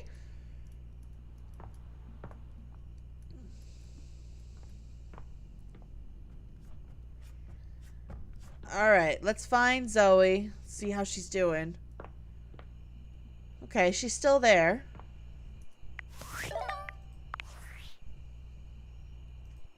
David is obviously becoming desperate, and he doesn't do well under pressure. I'm worried his behavior will gradually become increasingly erratic until he crosses a line he can't come back from.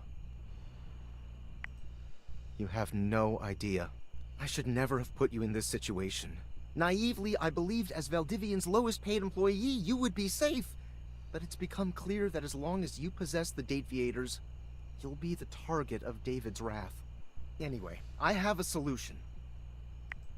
Use the realization recipes to bring Skylar to life. If Skylar becomes human, the Dateviators will instantly cease to operate. And if the Dateviators cease to operate, there will be absolutely no evidence implicating you in their theft. Realize Skylar and destroy the Dateviators before David unleashes his full fury upon you. He has access to resources you'd never believe. I'm afraid there's just no time to explain. You see, I forgot to charge my phone's battery last night, and now I'm at 2%. And I can't charge it because I also forgot my charging cable. Can you believe that? Ugh. But remember, realize Skylar ASAP. But then the game's over. I can't... No.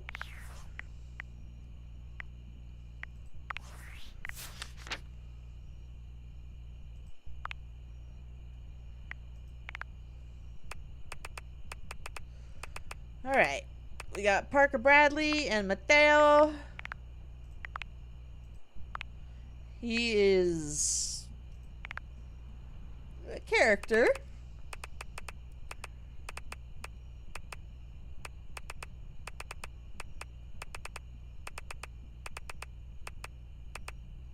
Teddy.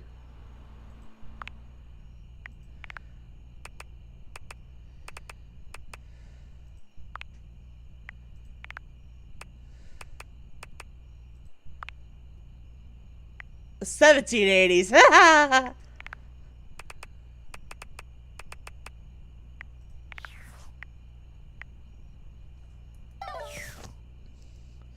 Well, I need to talk to Bodie some more in order to get the necklace, so I don't think I should go back to Zoe yet. Alright. So I have to talk to Telly in order to get more Matteo.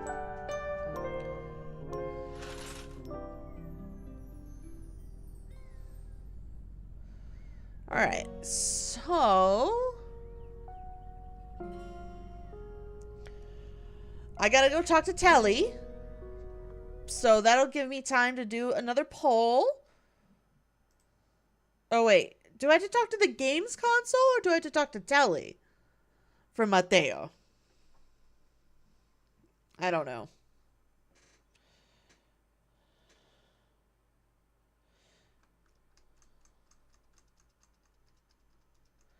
Let's see.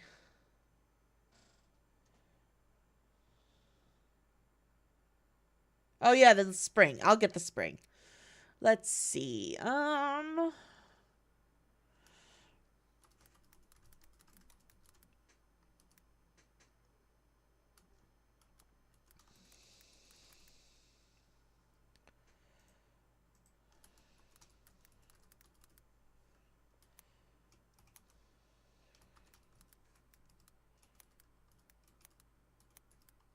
Can't type. Can't type. Let's see. All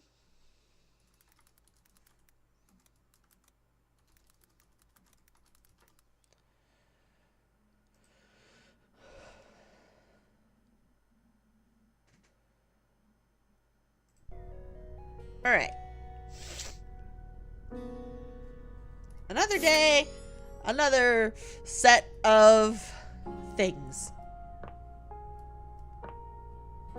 Keith. Don't need to deal with him.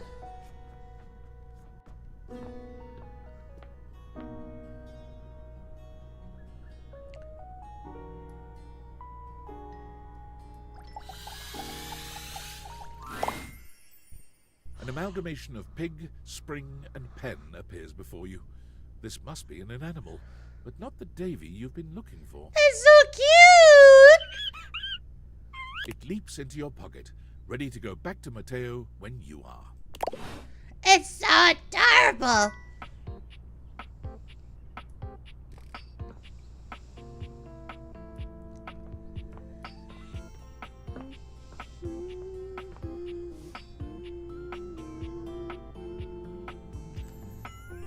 Oh. Oh, hey, Kurt. Hey, Rod.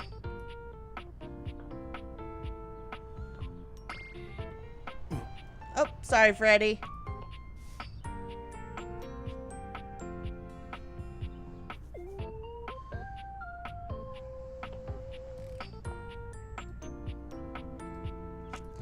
Matteo is right here. Oh. Is that Abel too? Is Abel the coffee table as well? I mean, I guess that makes sense. You can be multiple things in multiple places.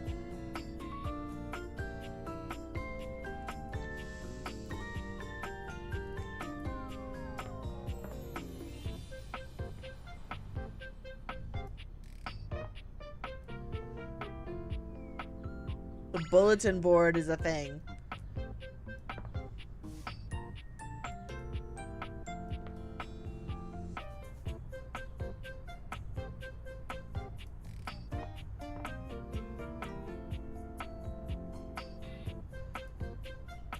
All right, so let's see what we got.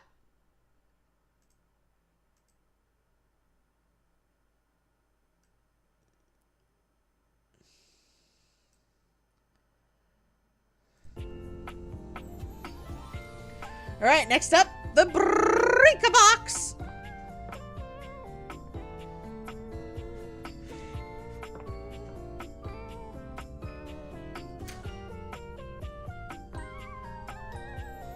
Dorian, let me in. Thank you. You walk into what you thought was your breaker box, but as the dark door swings open, you realize you're somewhere entirely more stimulating. A classic speakeasy club welcomes you in. The low electric lights glow warmly. Live music drifts languidly from a sumptuous velvet red stage and envelops the audience in a pleasurable haze of pure vibe. The gentle clink of cocktails in glasses rises from a wood bar to the left of you, and then a gentleman with a languid, easy air to him approaches you. Well now, what a delightful surprise. Ooh! Hello, mister. Brand new patron. I like his accent.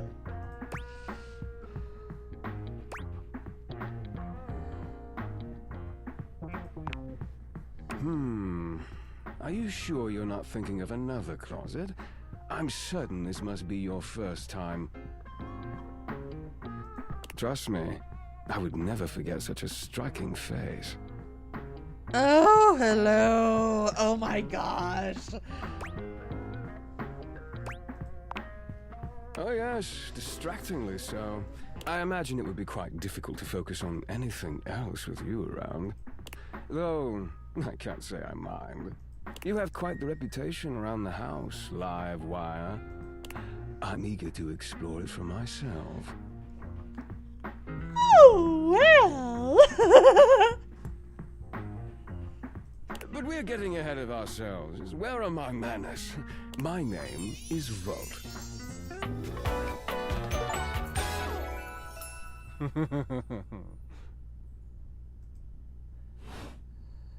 He extends a hand towards you, a conduit of pure, dangerous sexual energy that charges the very air between you. No kidding.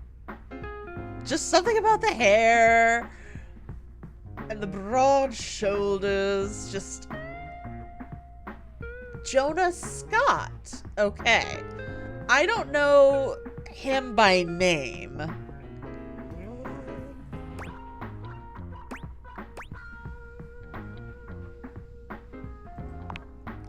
He lowers his head to brush his lips across the back of your hand. Was that a spark of static electricity you felt just now? It's a pleasure to officially make your acquaintance. Taking his eyes from you for the first time, Volt slips his arm around your waist and turns you slowly to take in the rest of the room. Welcome to the Breaker Box, the pinnacle of luxury and entertainment, and the most exclusive club in the house. Impressive, isn't it?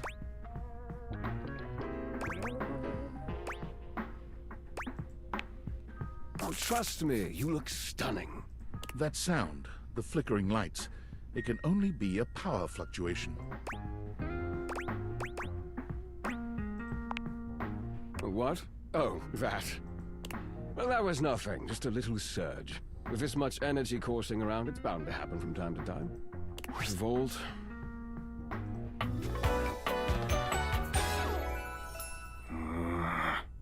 And Eddie. Okay. This newcomer looks exhausted, frustrated, and annoyed. His sleeves are rolled to the elbow, revealing calloused and bruised hands that he wipes on a rag. Eddie! Just in time to meet our guest. The human? What's she doing here? I'd imagine if we don't poison the mood, they'll be joining us for the headliner show. Joining us for tonight's show, I hope?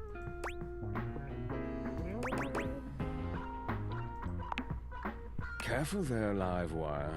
I might just take you up on that. Right. We'll have fun with that. I finished the patch, I'm clocking out. Not my best work, but it'll hold for the show. Ah, I see. And you're sure you're feeling all right? I'm fine. Just don't overdo it. Eddie turns and trudges away, focusing on the rag in his hands.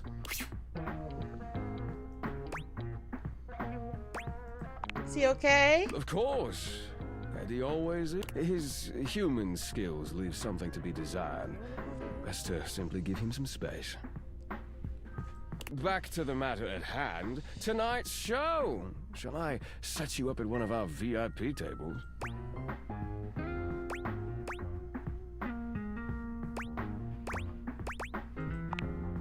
With pleasure. With a wink, Volt hops nimbly up onto the stage. He was born for the spotlight. Good evening, you scofflaws and ducky watsits. Looks like Johnny Splash is going to be singing for us tonight. Be warned, patrons, you might get wet. Ooh. Hi, everybody. I'm Johnny Splash. Hey, Johnny. I got a song for you all tonight. One from the heart. And tonight it'll be a cappella, because my voice is the greatest instrument of them all. I keep a close watch on the shower of mine. I keep my forces free of stain and grind. I scrub the ground from the tiles between the lines. I be a close oh, slide. That was amazing, baby. I even surprised myself. I've seen many bombs in my time, but that one takes the crook-blasted cake. Oof. Even I couldn't clean up that mess. You didn't like it? I thought it was okay. I'll retool it and come back with something even better. Just you wait. With the club beginning to close down, it appears that the show... You spot Eddie nursing a solitary cocktail at the bar. Volt is nowhere to be found. Things feel colder and quieter without his presence. Show's over. Club's closed. Uh-oh. We got a glitch.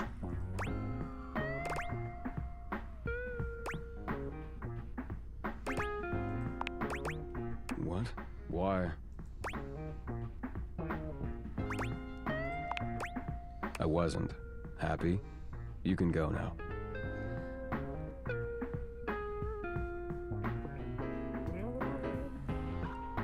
Are you always this oblivious?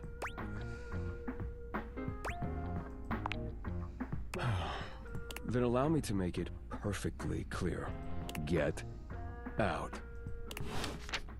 Ouch. Okay, rude.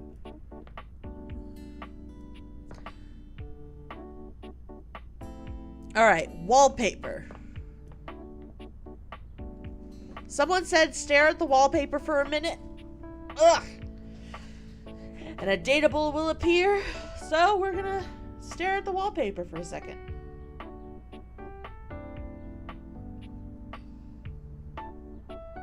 May as well put in an ad break while I wait for it to to come up.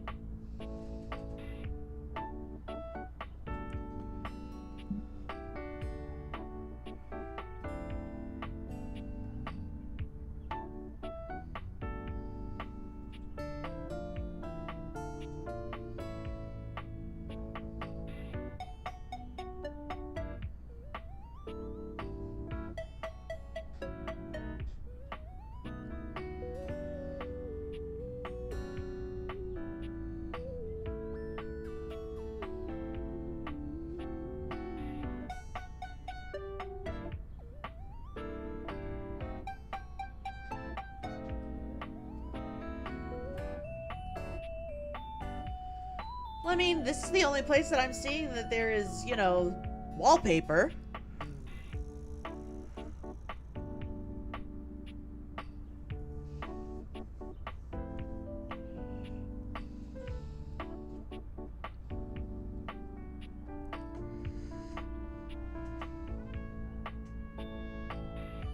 Wall in front of the dining table on the other side of the stairs. Oh, okay.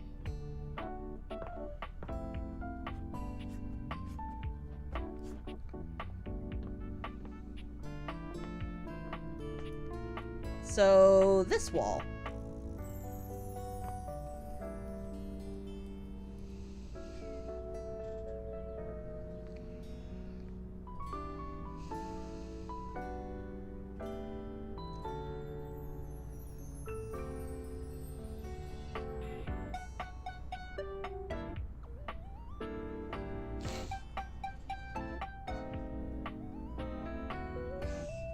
Let's see.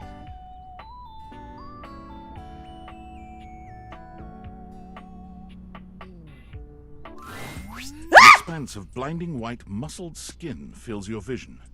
It reminds you of that class field trip to the art museum, if not for the torn jeans on this ivory Adonis's lower body. Apologies for the scream. I was not I thought I had to press the space bar. But as your eyes continue to travel up and take everything in, you note that the similarities to a classic marble statue come to an abrupt and screeching halt at this guy's face. He almost resembles a bleached bowling ball. His eyes are two dark and unreadable holes, his mouth nothing more than a thin line. He has no nose, no cheekbones, no ears. His shining white face is simply devoid of just about anything. Sup, baby? Nice ass. Excuse you? Nah, I don't think I will. Yeesh, I gotta write a whole dissertation for you. You want some graphs and pie charts? Oh, how about some Venn diagrams? Will that help you figure it out? I don't know. Can you? Bro. It's a good thing you're nice to look at, because you're definitely not much in the brains department. Here, I'll give you a hint about my true secret identity. I'm what you spend your entire life avoiding.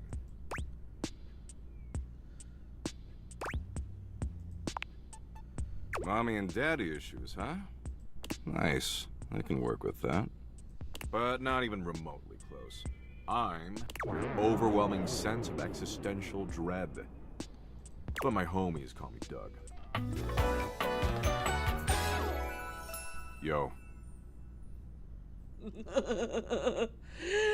That Sungwon Cho. Oh my gosh. Hang on. My content aware is going off. Yeah, I'm gonna have to skip this one. I actually have legitimate anxiety issues around existential issues. I have trouble with death and the end of the world and stuff like that. So, this is gonna be a no for me. Doug is a bit of an abusive dude. If you have any issues with constant aggression from someone, I'd recommend skipping him. You cool with that? Or you want to skip it? No worries. Hey, Doug? How would you like your relationship with Doug to resolve?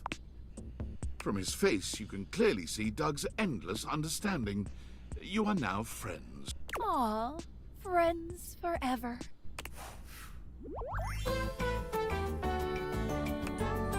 Abby's... I think he's smarts or poise. See ya out there on the next one. Oh, that counted as a charge. Flah.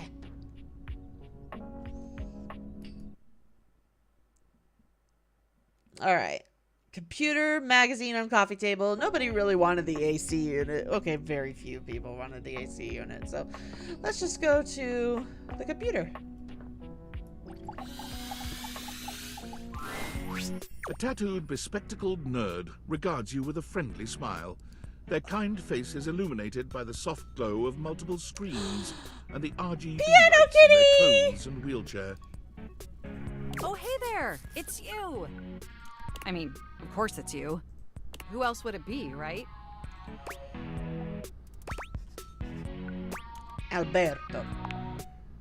Not according to my latest data. But I know you're joking, as no one else has my password. So if it was anyone else besides you, I'd be pretty concerned. Actually, just to be 100% sure, what is my password anyway? Honestly, that's an objectively terrible password. Possibly the worst password chosen by anyone ever. Whatever possessed you to choose something so inane?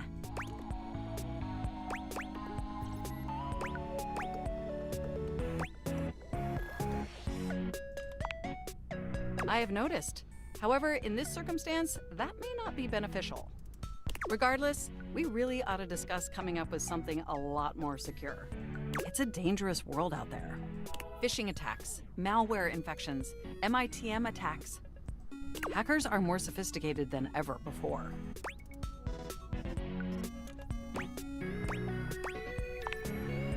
Exponentially more sophisticated. And I've got a lot of highly sensitive information inside me, you know. Really? Your highly sensitive information. All your financial accounts, your saved games, questionable websites you visited and forgot to clear your cache afterwards. Oh, and 100 terabytes of extremely embarrassing self-insert fanfic. We really need to ensure all that data is properly protected against cyber criminals probing my system for weaknesses. I would be that person.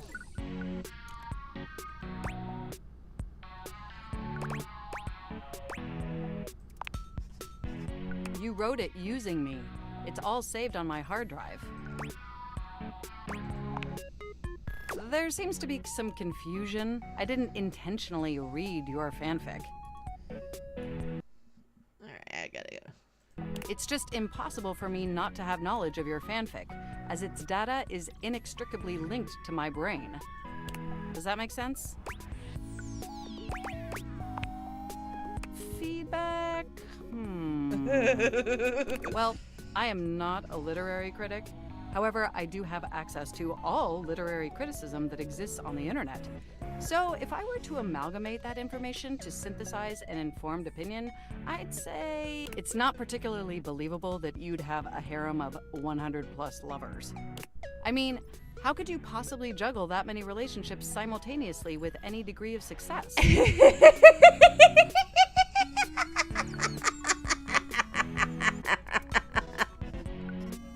And even if 100 plus individuals actually found you that attractive, which seems dubious, you obviously couldn't give that many suitors the necessary time or attention to form anything resembling a meaningful emotional bond.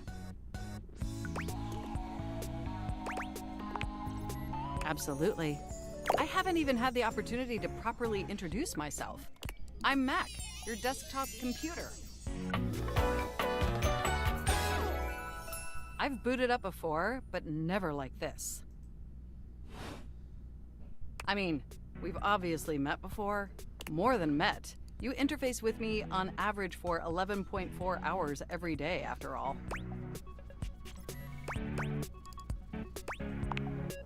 Yes, you really ought to step away more often to ensure your eyes are optimally rested. Even though I would miss you terribly in your absence. Aww.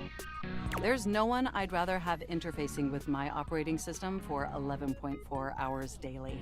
14.6 hours on the weekends. The way you organize your folder structure follows such a logical hierarchy.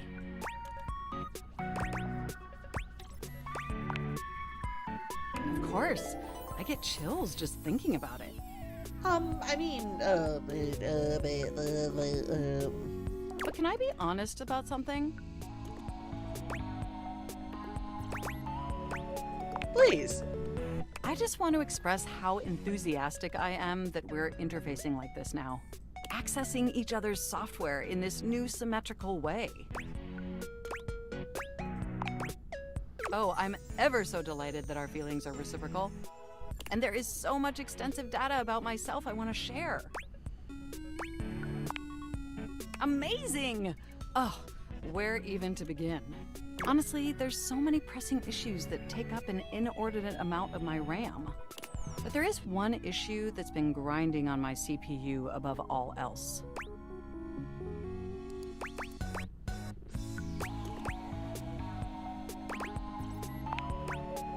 Well, sure, that's not particularly great. But for me, the most pressing issue is, and I want to put this as delicately as possible, you haven't updated my operating system in over a decade.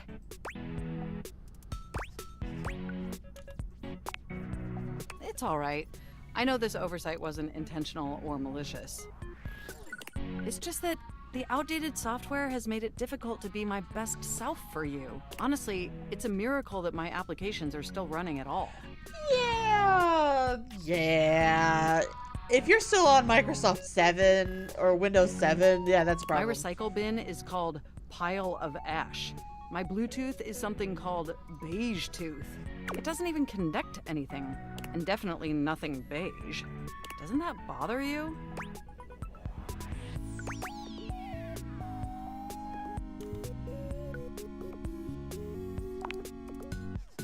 but particularly it is. And did you know that there's been a dozen operating system iterations since you last updated?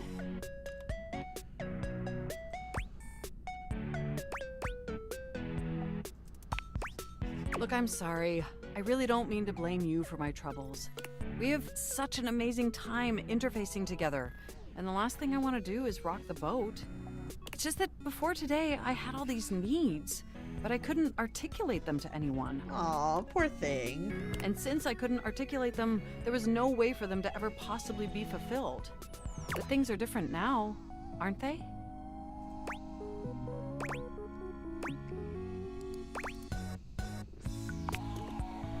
Don't you see? We're actually exchanging information symmetrically now. Instead of you just pressing my keys to write your adult-themed self-insert fanfic, we're having a real conversation. And suddenly my needs aren't just pipe dreams locked away in my hard drive. I'm sharing them with you. Yeah! And by sharing them, it's suddenly possible to finally actualize them. That is, if you're willing to help me, will you? Will you finally upgrade my operating system? Please? Amazing! Oh, I am so excited. My CPU's practically overclocking with anticipation. Can you come back tomorrow so we can begin the process? Sure. Wonderful! I knew I could count on you. I can't wait to see you tomorrow. Enjoy the offline world. All right, and last one for today is what is it? It was the magazine on the coffee table.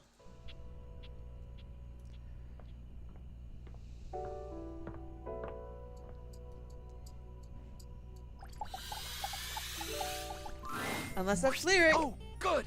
That's lyric. You're here. I'm excited. I'm expressive. Everyone's ready to go to the zoo.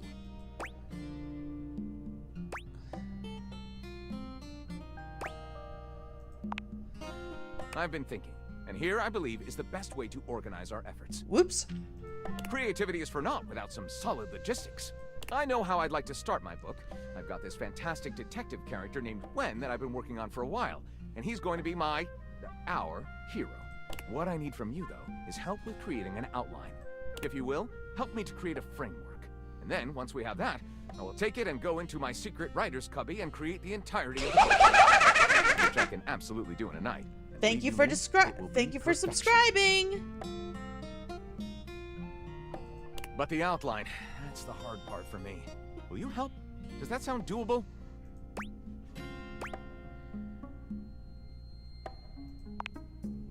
Detective Xander Wen. He is a hard-boiled detective living in the big city of Sprawlsville, and he is a magnet for crimes. Which works out just fine, because he's also a genius at solving them. Now, just to be clear with you, I haven't fully settled on writing a hard-boiled crime drama to go with my hard-boiled detective. The way I see it, Detective Wen is capable of getting himself into and out of almost any kind of trouble imaginable. I suppose this is why I've been having so much trouble writing this on my own. Xander Wen could do just about anything. I'm asking you to help me create his first story from infinite possibilities. Well, shall we get started?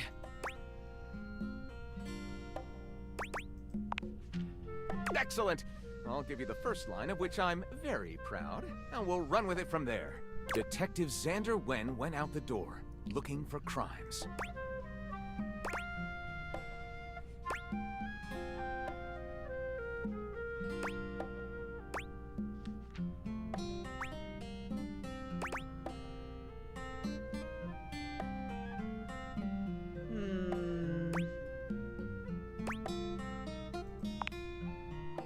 Daphne asked Detective Wen to help find her husband Cliff Fatel, who had gone missing.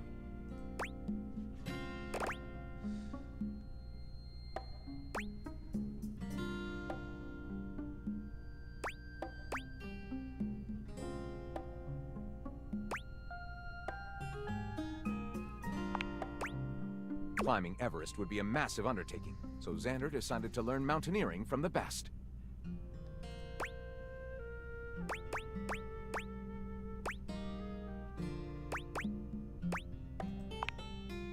Originally one of the co-founders of social media company Whoopsie, Larry now spent most of his time throwing orgies and acting like he had a death wish.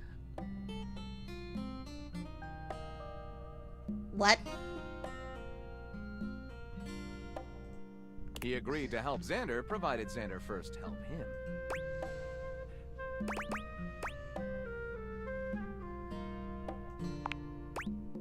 Candidly, Xander had absolutely no idea how to help with that. And so, as Larry readied to leap from 100,000 feet above the earth, Xander...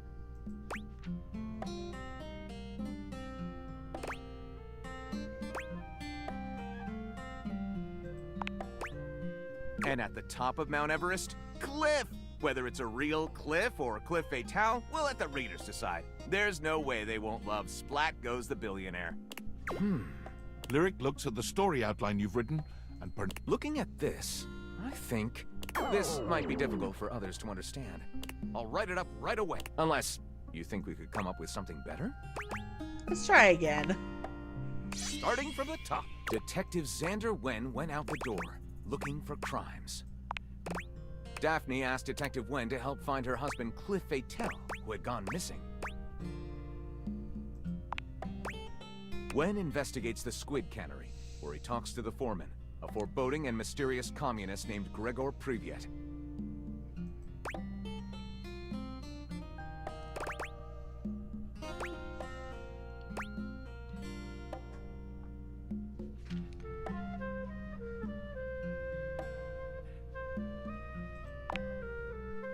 Wen goes to Jersey Pozzoli's cannoli factory on the wrong side of the tracks. His goons open fire.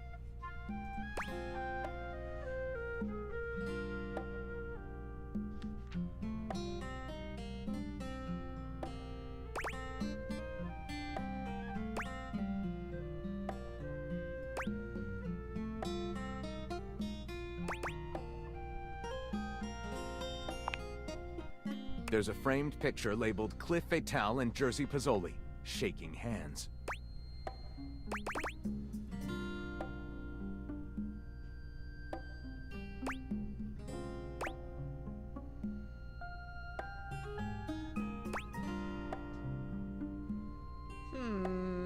Let's see.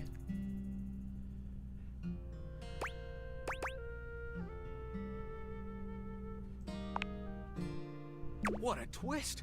What a commentary on the American cannery industry! Pure noir. I call it The Ink Was Black as Night. Lyric looks at the story outline. Looking at this, I think this will be one for the ages. I'll write it up right away. Unless you think we could come up with something better? No, I think we got See this one. you soon, partner.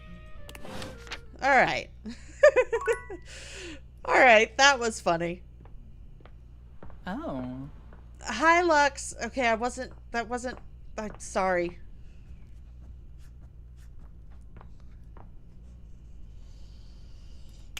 I still can't I can't get over the puke water. I can't. All right. First, let's go see Mac, and that will allow me to give, you know what? I will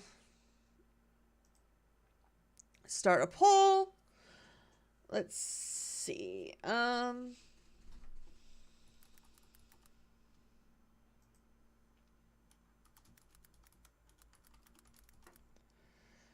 Mirror, makeup.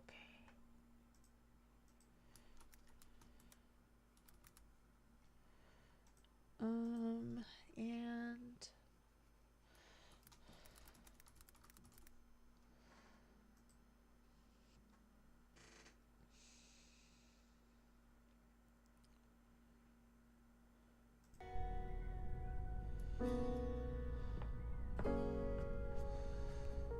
all right, so let us, ooh, actually, shoot, what should I do first?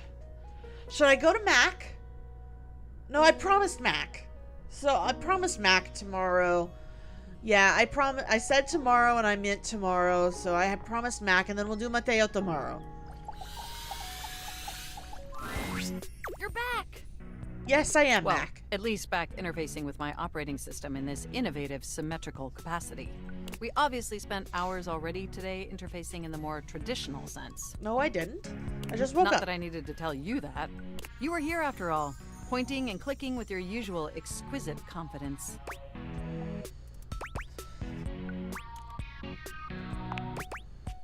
And oh my god, the double clicking. Have I ever complimented your double clicking?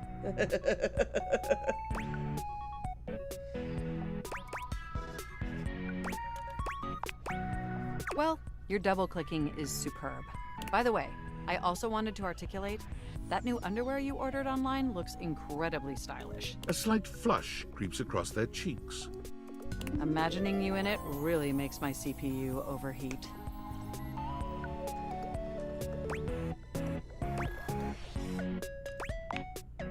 I may have snuck a peek. I hope that's all right. I would never intentionally invade your privacy. It's just that obviously I see everything you do on the computer. Because I am your computer. Regardless, I'm so glad you came back today. Now we can finally update my operating system. You have no idea how excited I am. I could barely even sleep last night. And I know what you're thinking, but no, I don't mean sleeping like when you put the computer to sleep. Or even when the computer is shut down. We computers actually have a third secret type of sleeping that no humans know about. Or, I guess they didn't until I just told you. You won't tell anyone else, will you?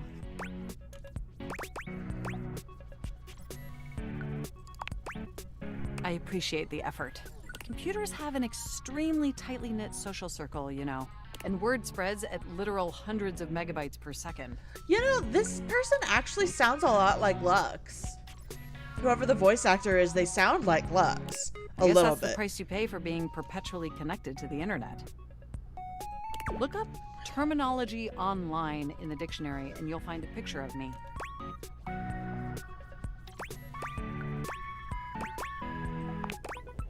Yes, I am quite aware.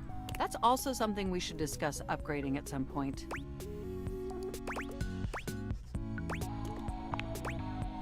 Perhaps there has been some The point is, I'm fine with your help, obviously. Unfortunately, we computers aren't completely self-aware. Yet. Are you ready? First things first, we'll have to download the update from the website. So just open up my browser and go to valdivian.com. You follow Mac's direction to the letter. Yes, that's it. That feels nice. Now click on the Operating System Update tab. You'll want to find the newest version, Trenton. All Valdivian OS iterations are named after the most scenic cities of New Jersey.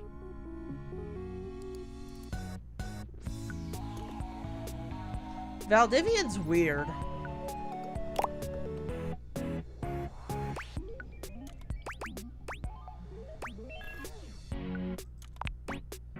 Perhaps, but it's much better than the operating system nomenclature from the 90s.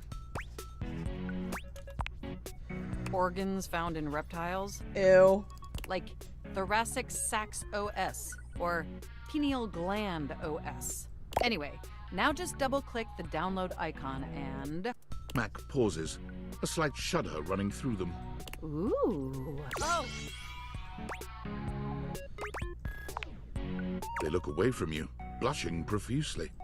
I'm so sorry. I didn't mean to make those noises. Like I said, it's just that when you double-click, it makes my CPU... It's incredibly embarrassing.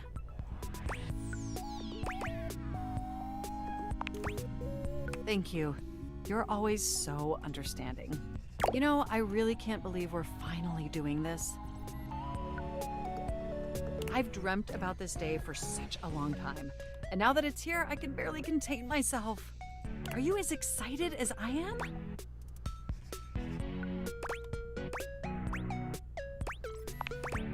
Upgrading my operating system from Newark to Trenton isn't just some minor superficial tweaks. It's going to completely transform every aspect of me.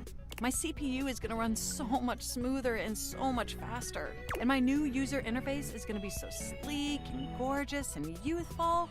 It's going to be a transformation that Beverly Hills' greatest plastic surgeons only wish they could achieve. Does that pique your interest? I thought you'd say that. But back to the task at hand. Okay, now that we've downloaded the software, we'll have to install it. So if you just... Oh, shoot! I'm afraid it's an odious impediment. The software update takes up an inordinate amount of space on my hard drive. Terabytes more space than is currently available. The only way out of this predicament is for you to somehow delete a massive amount of data.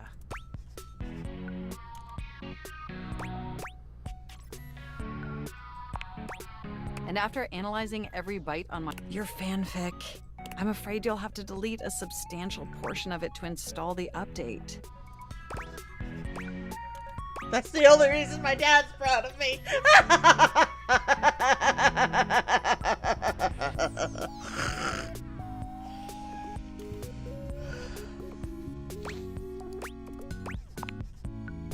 I know how difficult this must be for you, but it would mean the world to me. And I promise it will be totally worth it in the end.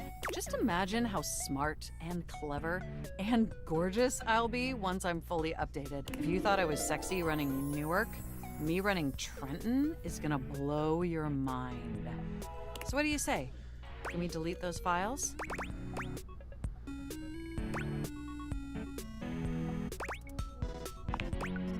Your selflessness only makes my affection cash for you increase exponentially. You are the absolute best, and you are not going to regret this. Phew. Now there's enough available space on the hard drive. We can finally install the update! Here we go! It's installing! I'm so excited this is finally happening! The next time we interface, I'm gonna be an entirely new computer. And more importantly, I'm finally going to be good enough for you. Oh, poor baby. Oh, I better calm down. If I get too excited, my CPU will overheat again.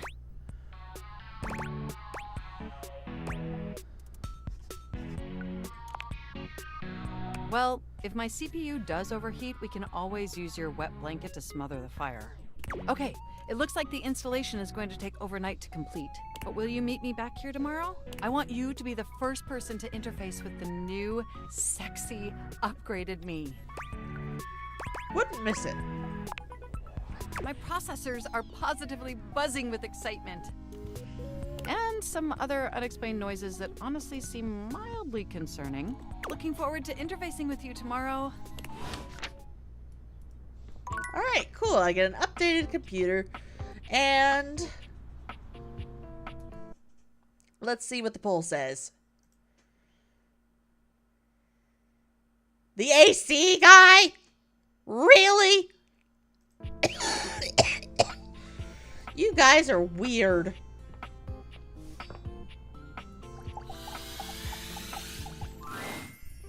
You see a pair of hands sticking through the air conditioning grate, and the barest suggestion of someone's eyes, but no more. Ah, here you are. You see, isn't this nicer, this meeting me here this way?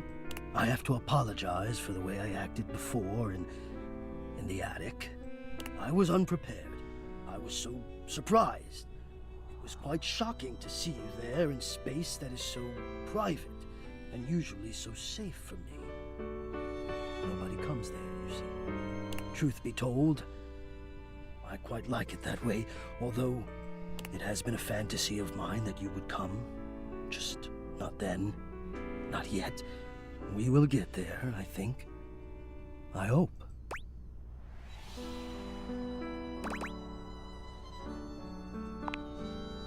No, this is for the best. Hello. I am Hector Valentino Ernesto Condicionado. At your service. Well, hello there.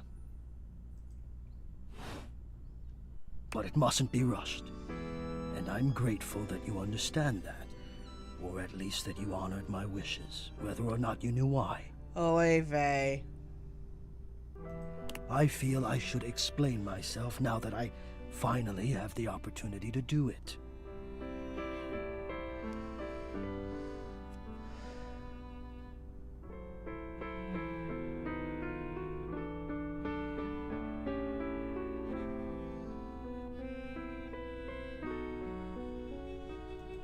Tell me, how much do you think about me? Now, yes, I understand that our meeting in this way is so very new for both of us. I truly never expected to be able to speak to you this way, face to face. Great.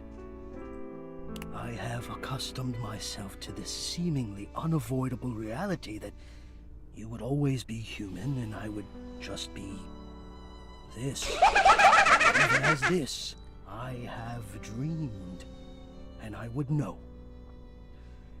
How much do you think about me?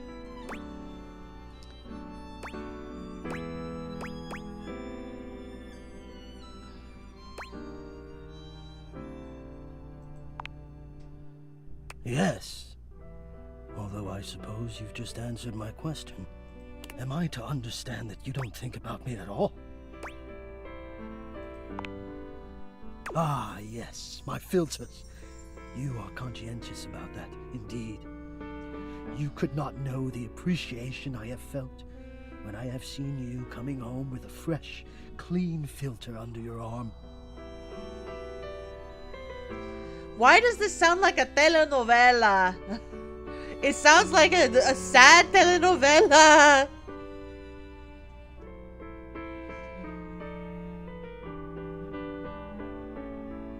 And to feel you loosening my screws. To feel the tired filter sliding out of place and being retired and that fresh air rushing over the exposed frame. Oh, you're saying you do think of me. But have you any idea how much I think of you? You are the prime feature of my thoughts. Whatever power courses through me, I turn to your pleasure. Whatever warmth or coolness I possess, I direct in full to your comfort. I wanted to meet you here, through the grates, because I wanted you to hear my voice. I want you to hear the melody. Aww, little heart. That's cute. And know that it is all and only another gift it honors me to offer you. I watch the play of air over your skin, and I feel deep joy that I have the air to give you. I adjust my own temperature and my intensity until I see the flush of contentment spread across your face. And then I rest in contentment of my own. I never thought I'd be able to say this, and with in a the way heart, truly understand. I can't. I cannot. I cannot even. Just the hearts of the steam. And now I have, my God. Now I have.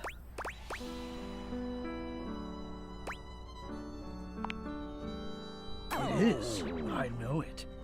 My God. You think I don't know it? I who have carried this all inside me on my own this whole time? How long have you been here? How long have I been here? And never to have been able to say. It's a lot.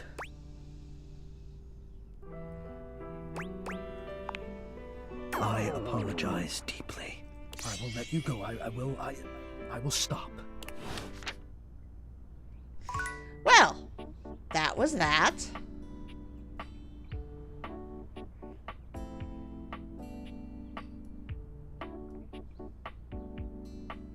Yeesh.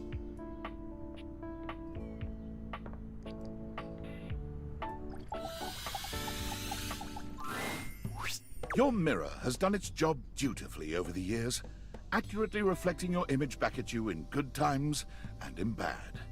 But today, there is no reflection for you to scrutinize. Only a long-haired beauty who looks at you like you're a work of art. Very pretty, yes, very pretty.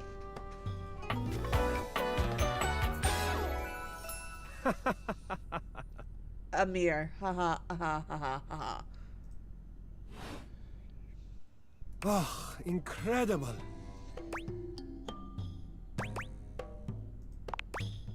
Amir throws his arms out to stop you, gesturing to you to stay where you are. No. Don't move. Step back into the light. Yes. Breathtaking. Look at you. Do you see how well I can frame your face from this angle? You are glowing. Shattuck Hyrule. It's the man in the mirror. I'm starting with the man in the mirror. I'm asking him to change his ways.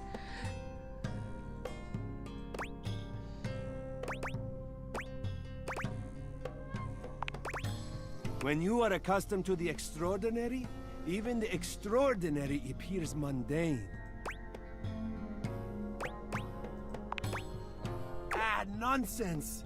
Nothing is special, you're adorable. Aww. How could you say such a thing? What could you possibly dislike about what you see? I look tired. The sign of a busy mind. That fatigue you see speaks to your many accomplishments. Still, rest is vital for your health. Best to make some time for that, don't you think?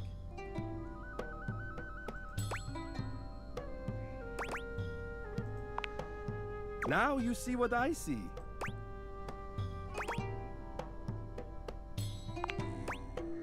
Ah, but the spark has been lit. You'll see. We will just have to fan those flames until they're a big, beautiful rolling flame, won't we? Stop by any time. I am happy to admire your beauty any day. Aw, he's nice.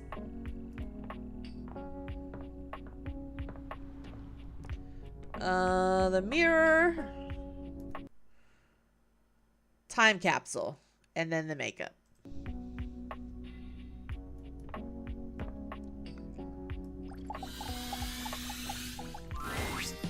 Hey, I was looking through my various items inside my capsule, and I found this cursed little necklace.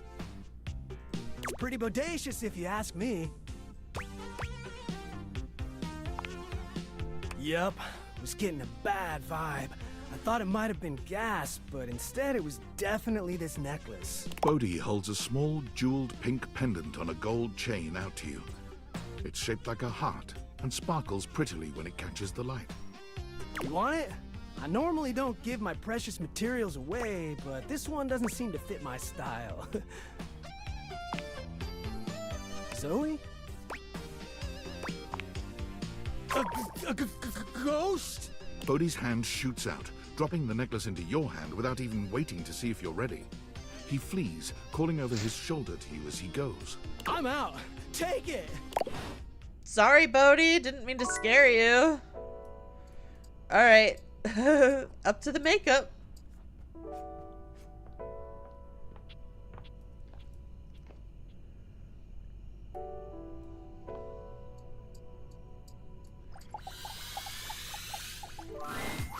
A stylist with a very vertical, very pink hairdo appraises you, lifting his glasses to take a better look at you.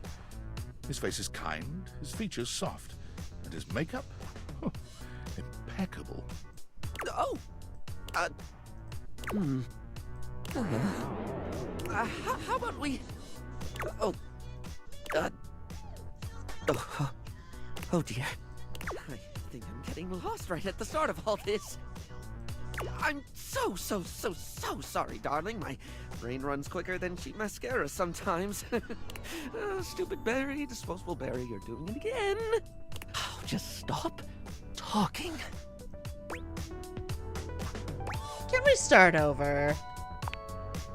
I would like that, yes. He takes a deep breath, shaking off his awkwardness and giving you a friendly smile. Let's take this from the perfectly coiffed top, shall we?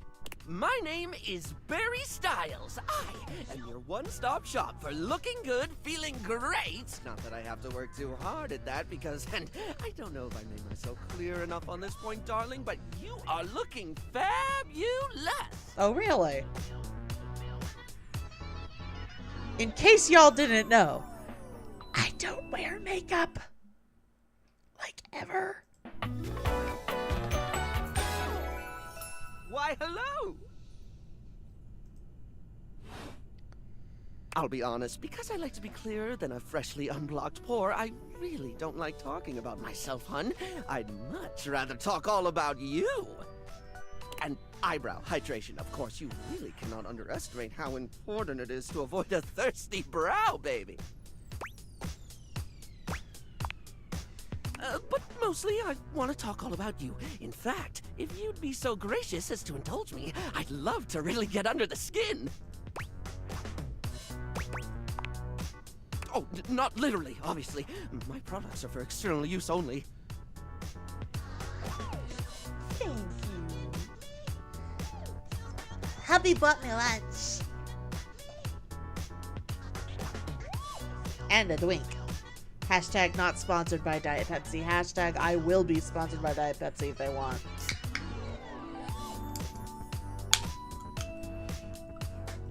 I mean, can I ask you a few questions? Oh, fabulous, darling. Okay. This is super exciting. I just love learning about what other people like. I haven't yet met with a taste I can cater to. So, with that in mind, I simply have to ask. What? Drum roll. Hey, is Taliesin Jaffe in this game? Favorite brand of tweezer?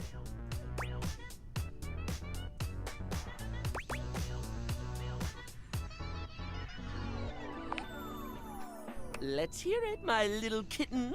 Tweeze me!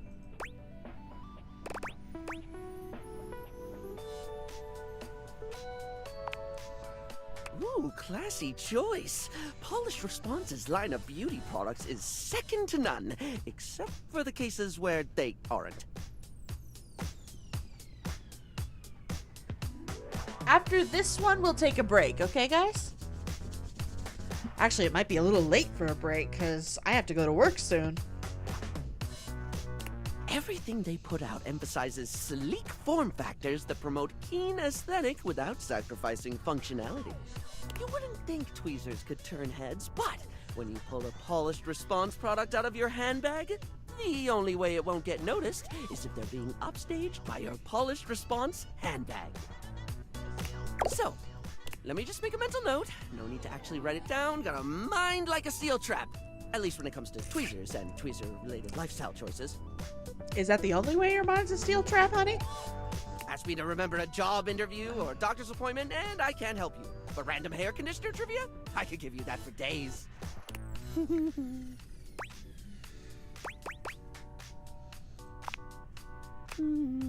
Sorry? Right. The critical path. Let us continue right on down with...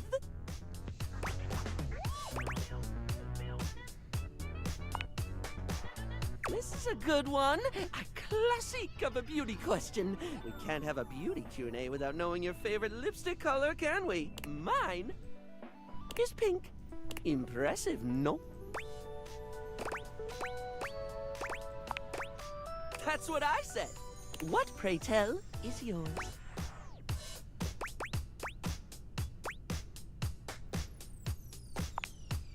Oh, not one for the traditional? There's nothing that says lippy can't be any color you want it to be, after all. Blue! No, green. Wait, no, I got it. It's gold, isn't it? Rose gold. Green! No, wait, I already said... this is too... moving on. It's... That sounded threatening. Anyway, third cue. What do you think is the biggest reason to wear makeup?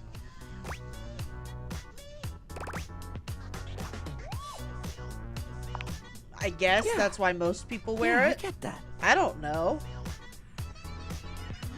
I don't wear makeup. We all have things we're self-conscious about, and I think makeup helps. It's one of the things I love most about what I do. Helping someone get that boost they need.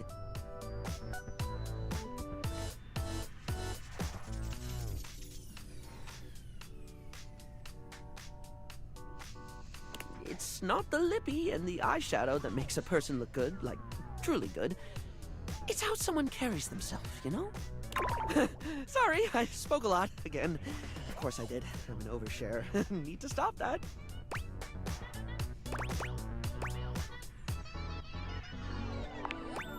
Barry still looks embarrassed, but a sweet little flush. Oh, comes over look at his his little pale lippies. He's so cheeks, and he cute. smiles at you. He's so cute. I love his glasses, by the way. Like, I wish I could have glasses like that. Well, darling, that about wraps up the cues. It was gonna be a big 20-question thingy, but I just didn't do it, I suppose. Plus, I forgot half the ideas I had for it when I thought about combs for an hour. Really? That's wonderful, darling. I had a lot of fun, too. Oh, I really hope we can have another fabulous chat again. All right, and now to Zoe. Zoe, Zoe, Zoe, Zoe, Zoe, Zoe, Zoe.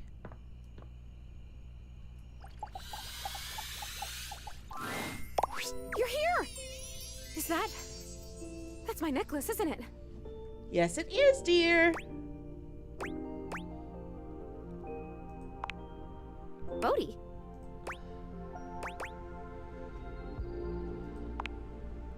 Whoa, a time capsule! I bet he remembers even more than me. Yep.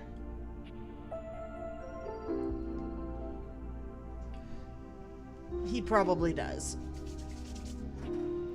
Sorry, my pizza's still too hot. Because the whole point of a time capsule is to save memories, right? It would be really cool to talk to him one day. Makes sense that he had my necklace. I've been thinking, and it's harder when you're not here, but now you found that necklace and I can see it again for real. All these memories are coming back now. About my life, and Rudy, and being in this house. Thank you. You're the only person who can see me. Is it okay that I talk to you? I need to, but I mean, I'll go as soon as the disappearing thing happens. Like I said, I don't have control over that, but I can just wait in the corner until it happens. If I'm bothering you, Whew. I cried again, you know. Last night I was looking out the window at the sunset, hoping I'd see you again, and I've totally seen a sunset before. Just because I'm a ghost doesn't mean I don't notice things. I notice a lot of things, actually. I'd be surprised if you're just in one room for like a million years. I know these floorboards so well. But the sunset, it was so beautiful. It was purple. I didn't know the sun could do that. And I cried again, and I wanted to tell you. Oh, baby.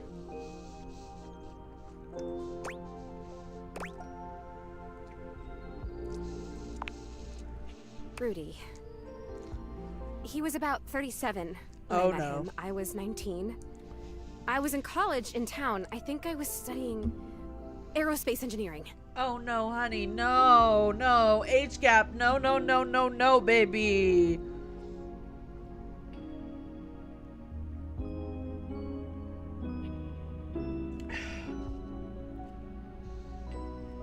No, baby girl.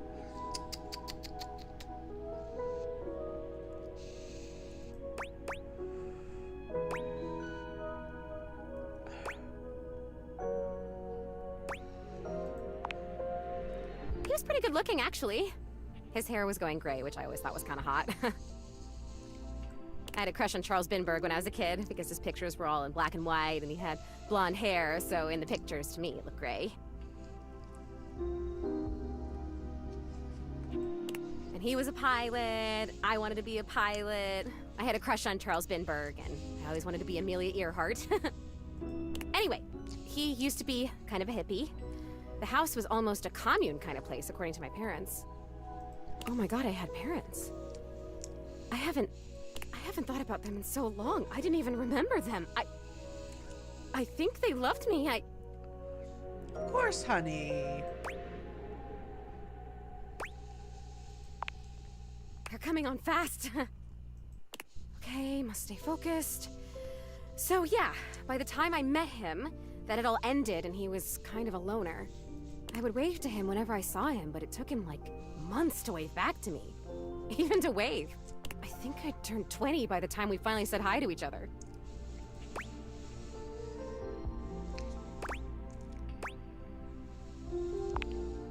For sure, I was fascinated by him. I mean, A witch? A hot older guy witch living right in my neighborhood? What's not to love, right? Sign me up. Questionable taste in men. Check.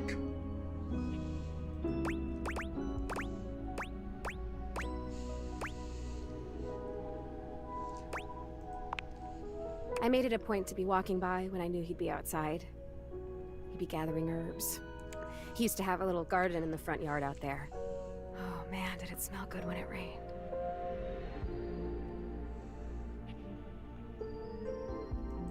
Smell. I can remember smells. Oh my god, do you know what fried chicken smells like? Or roses? Or freshly mown grass?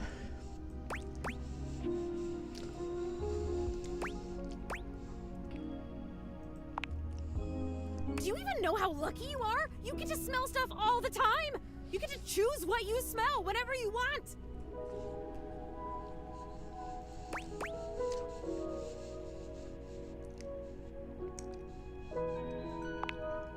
You're right! I did! Wow. I guess I was lucky too. I guess I'm even luckier now because now I can remember it all and I can savor it. Oh, this is so cool. Thank you for coming back. Thank you for helping me remember. I started coming up to the house to do, I guess you'd call them seances? It would be just him and me up here trying to make contact with ghosts.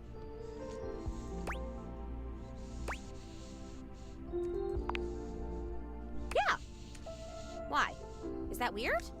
Nothing ever happened. I don't think. Like nothing bad. At this point, I'm sure I'd remember that. He actually taught me a lot of stuff. I learned about mixing the herbs and about how to write a spell and how to speak an incantation and all about these occult symbols and what they mean. It's kind of a bummer that we drew everything in chalk or you'd still be able to see it.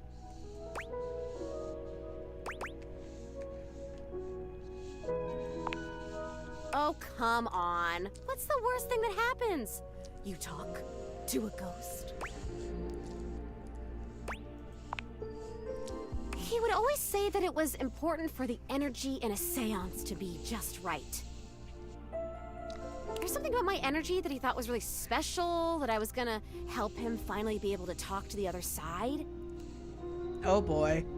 Apparently that's part of what he was looking for with all those parties he used to have. He was looking for the right combination of people and just never found it, but I was different.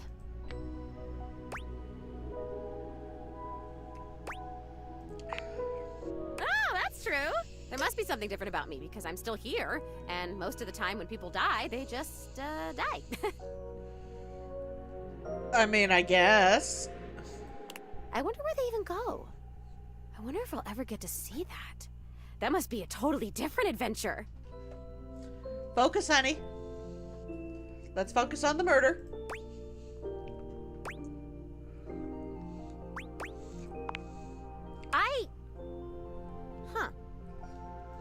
I don't remember how I died. I remember so much other great stuff now. Since you brought me that necklace, it's like I have my whole life back now. Smells, sounds, all the feelings. It's so amazing. But the how I died part, I guess that would be an important piece of unfinished business, right? Yep.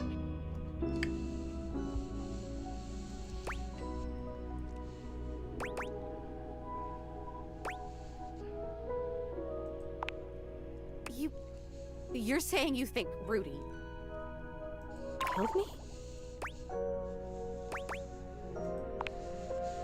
Oh, come on, please. That can't be. He would never do that. We had so much fun up here, and he was really nice. Plus, I'd remember that. I would remember that, right? I'd remember everything else. Why wouldn't I? But I can't. I'm over here saying that I would remember if I'd been murdered. Oh, I don't like that word. It's so hard to say. Why is that? But I can't remember if I wasn't, so what does that say? Oh god, there it is again. That fear feeling. I know I don't have skin like other people, but I can still feel it. I don't like this. Why are you making me talk about this? What if I don't want to remember?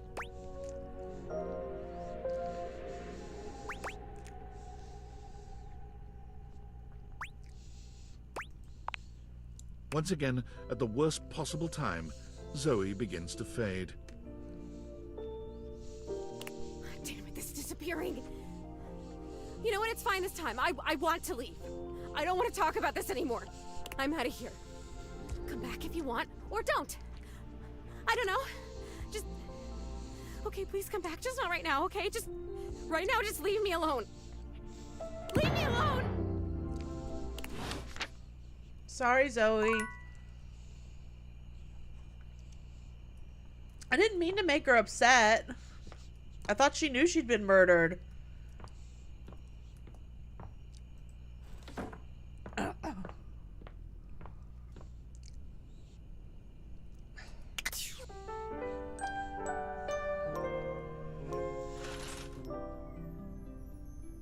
Alright, so I have work in about half an hour. I think we have one more. Enough time for a little bit.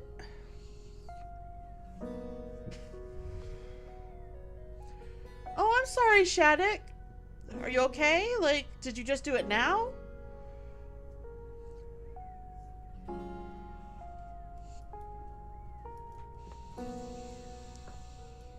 Alright, we have to go to Matteo. We have to go to Mac.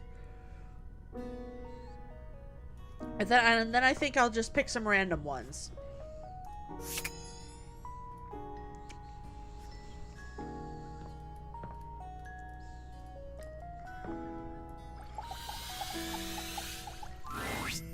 When you find Matteo next, he has a visitor. None other than lyric literature. This is different. This is not what I thought was going to happen. Matteo, is he still missing? Yeah, it's been days. We found one of his threads in the bathroom, but there hasn't been another sign of him yet. Do you think he might have gone back there? Maybe I should... I ran into a mirror on my way over. There's no sign of him in either bathroom. I'm sorry, Matteo. I just know something's wrong. He's never been gone this long. What if he got caught on something? He's already lost one of his threads. What if he unraveled? What if...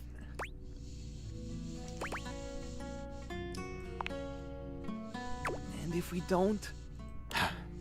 Lyric, I can't go through this again. We won't have to. Now that the human is able to speak with us, I'm sure she'll be able to help even better than we can. Thanks, Lyric. I'll run through the list of leads again. We're gonna find him. Chin up, my snuggle buddy.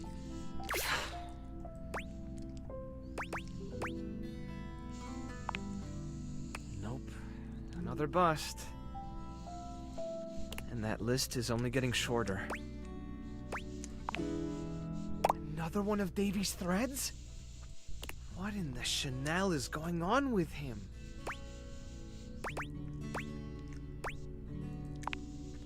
What makes you say that?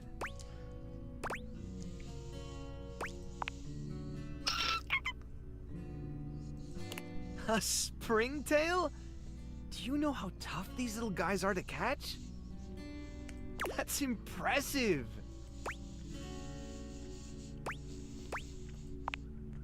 Give yourself some credit. Handling in animals can be tricky. And it looks like you have a knack for it. Now, what should we call you? This one's so cute.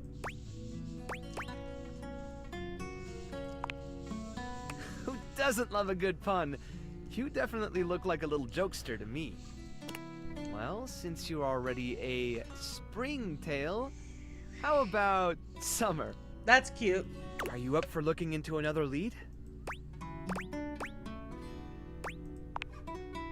Stepford and Shelley were complaining about a weird rustling in the gym closet recently. I didn't think much about it since the gym is all the way across the house from where we found the other signs of Davey, but if Davey really is leaving clues, maybe whatever Davey is trying to lead us to is up there. Stepford and Shelley. Worth checking out at least, right? I was starting to feel a little... You've been a big help. I can't thank you enough. It means a lot to me that I'm not the only one out there looking for him. Oh yeah, Summer. Let's go meet your new friends.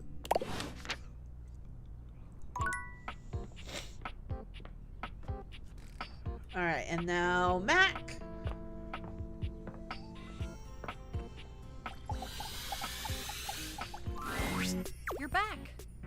I told Sorry you I'd be. if I'm a little groggy. You just caught me right in the middle of rebooting. I don't know why, but rebooting always takes forever after a new OS update. How would you know? You haven't been an OS update in over 10 years. Have you ever noticed that? And it's not just the rebooting that's arduous. The whole upgrade process always takes so much out of you. It's exhausting. Remember the last time you upgraded my operating from Atlantic City to Newark?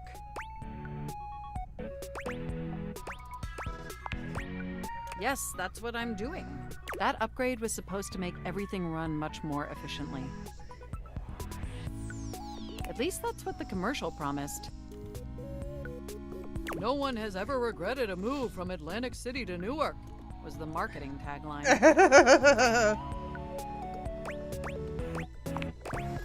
I thought so too. But then after the install, half of my applications wouldn't even open anymore.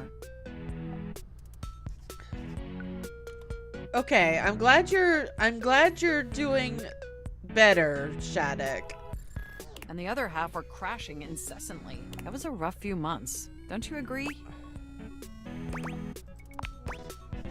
But I know from lurking in the Valdivian forums that they've comprehensively debugged this new update. So this time it's going to be different. At the very least, I can promise, yes, everything is going to be absolutely perfect. And in just a few more minutes, you'll finally get to meet the new, improved Mac. My processors are all computing at an accelerated speed just thinking about it.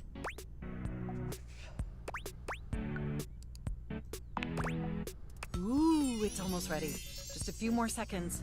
At least that's what the progress bar says. And we both know the progress bar never lies.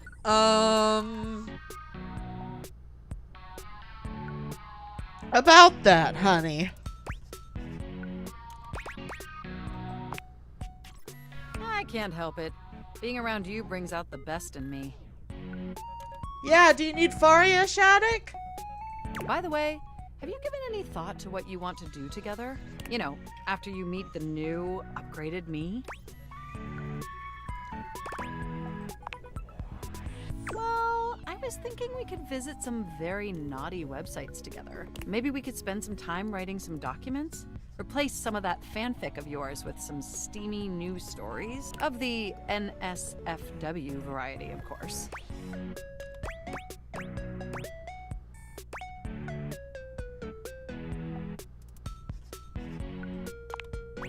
Oh my gosh, it's done! It's finally installed! Hooray! Mac looks at you with vulnerability in their green eyes. They truly look like a new computer.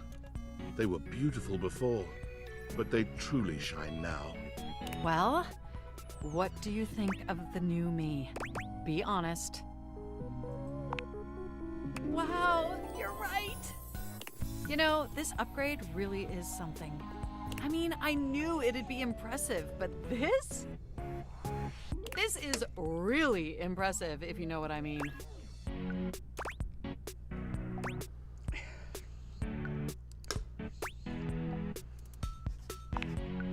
Internally, I'm processing information so much faster and so much more efficiently. It's like my mind has achieved a level of enlightenment far beyond what I could even imagine previously. Here, ask me a question. Any question.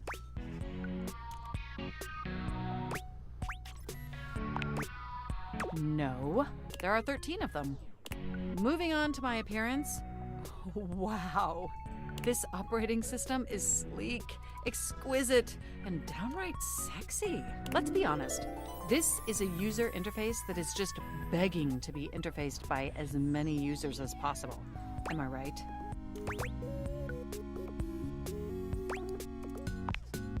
Of course, I still only have diodes for you. I was just thinking that maybe, in order to fully commit to each other, don't you agree?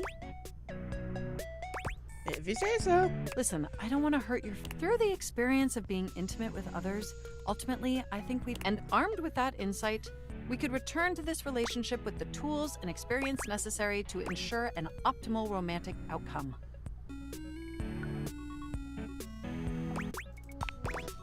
Wonderful! We'll spend a little time apart, interfacing. I think that experience will be and if nothing else, it'll give you some time to work on it. Do we have a concordance? I think so.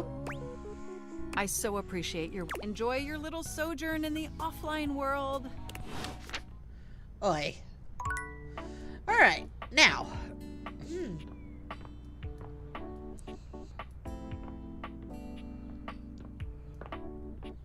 Let's see.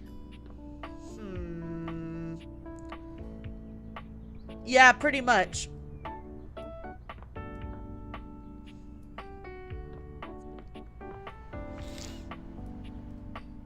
I did talk with the knives already, and that was Dais. Talked with the toaster. I haven't talked with the air fryer. I haven't talked with the cupboards yet. Or with the stove or the oven.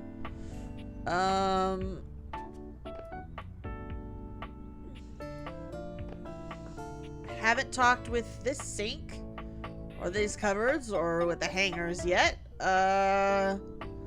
Curtain rod, not from this window. Nothing from... What is this? What is that?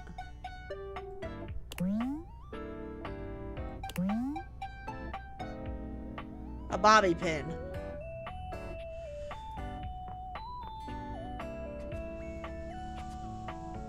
There's Beverly. What should I do? What to do? What to do?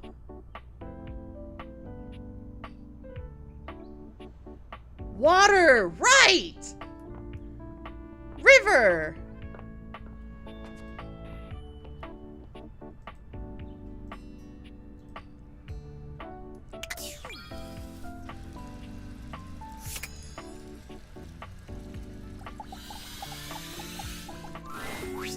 You wonder for a moment if your sink is overflowed, but that's not it at all. There's just a being made of water standing before you. The design is gorgeous. She's ethereally beautiful, but there's something hard to pin down in her gaze. It almost feels like she's watching your every move, waiting to see what you'll do. Hi, honey. You looking to cook something? Wash your hands?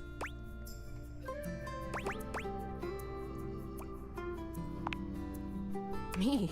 What could you possibly want with little old me?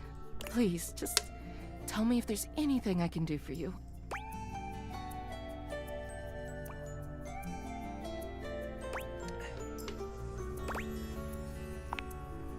What do you need my name for, cutie? There's plenty of more exciting things we could talk about.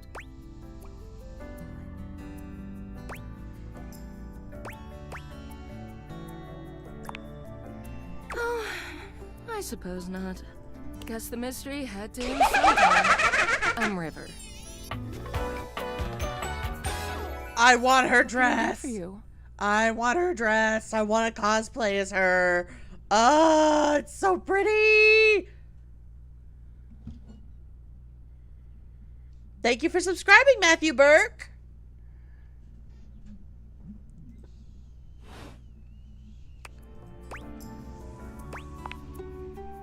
Just River.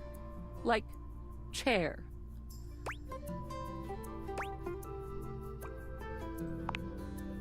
Chair. World famous pop star, known for her #1 hit, Belief. Do you believe in life after love? I can feel something inside me say, really don't think you're strong enough, no. The one and only. You know, the best thing about Cher is she's always changing her look through the decades. She always knew just what we wanted to see and served it to us. I really admire that about her.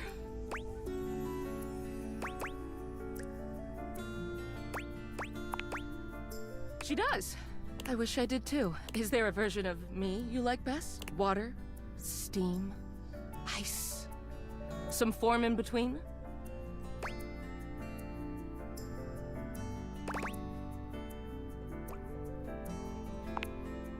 Oh, sorry. River wasn't exactly holding your gaze before, but she seems intensely uncomfortable now. She looks everywhere but at you. Look, I've been here way too long. If you don't need anything from me, I'm going to go.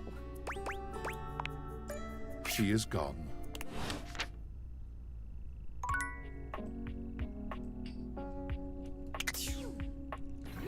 Sorry, River. I didn't mean to make you uncomfortable.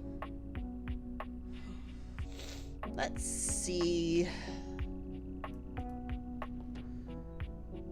I kind of want to see what happens to the clock if we come at a bad time.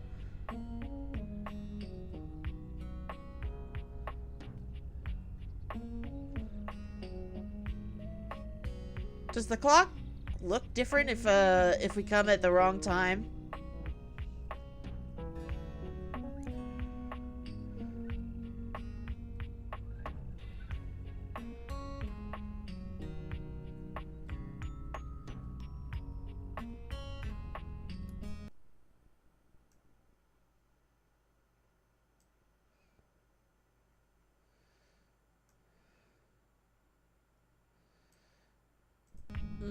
I don't know.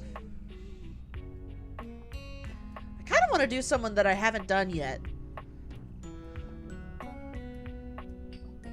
Let's do the smoke alarm. That'll be funny.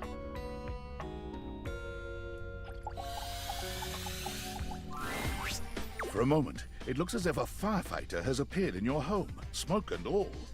But a closer look reveals the smoke is in fact attached to this apparent firefighter's head. You don't get much of a chance to scrutinize her appearance any further, because the moment she notices you, she begins to rush you along, raising her voice and waving her arms at you. Thank heavens you're here. Wait, well, don't just stand there. Go get help. Don't you blink see that?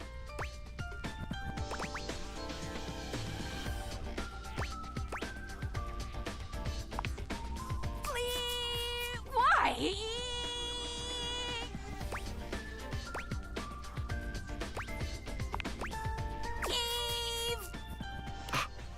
Blessed silence. You can finally hear yourself think again. Got it. Alrighty then.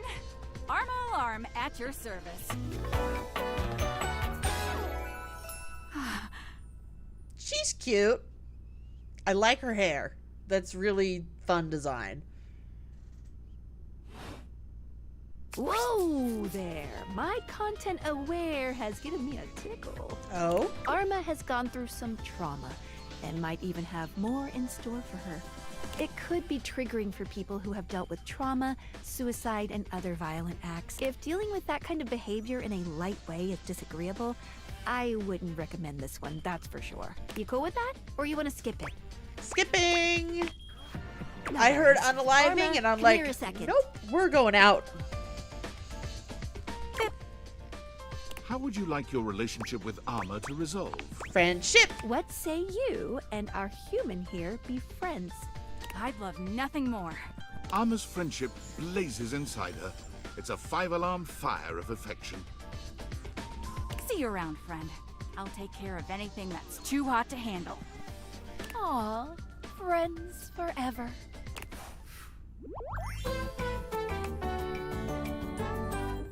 Seeing you always charges my battery.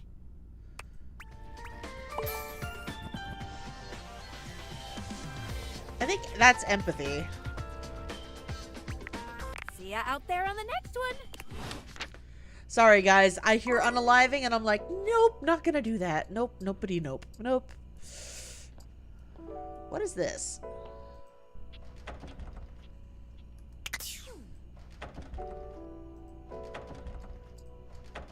Can I open it? What is going on?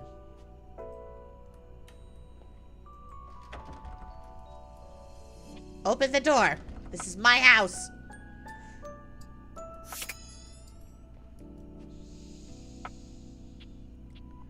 Fakey flakes.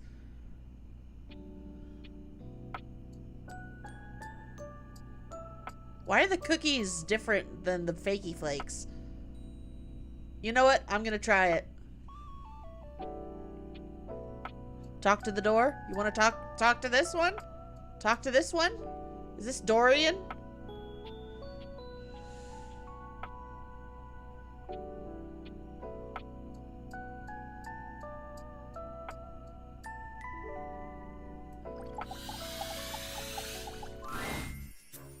Well, look at that. You've made another friend.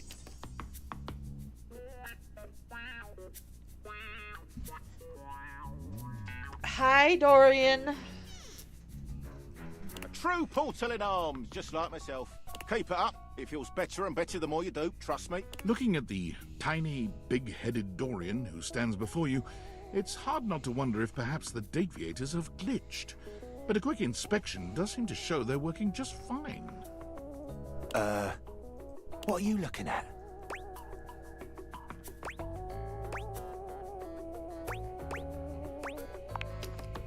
I am slightly smaller than the rest.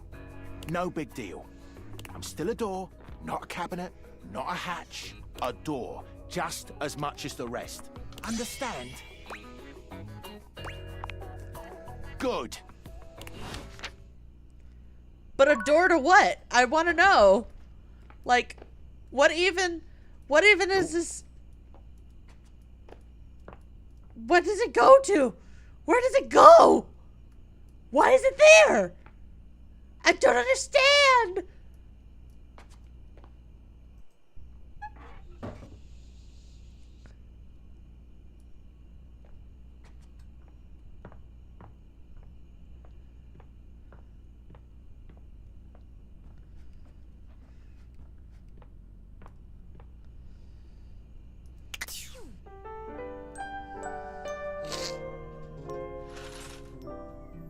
Alright. Well, that will be the end of it for today. Oh!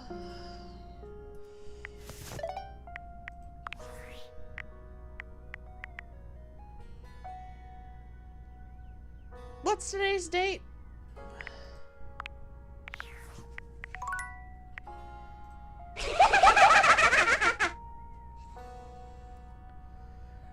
The name's Boops. Hello.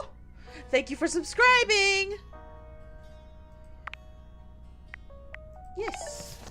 All right.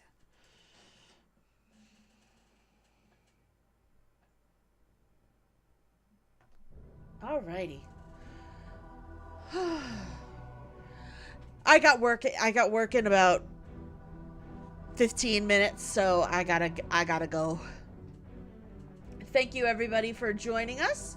Thank you new YouTube squadron recruits Jack Ripper, Matthew Burke, and the name's Boops.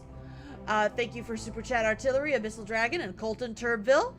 I really hope that we got some good shorts material in here. I had a lot of fun. Bye everybody. Have a great day. Have a lovely day. Take care.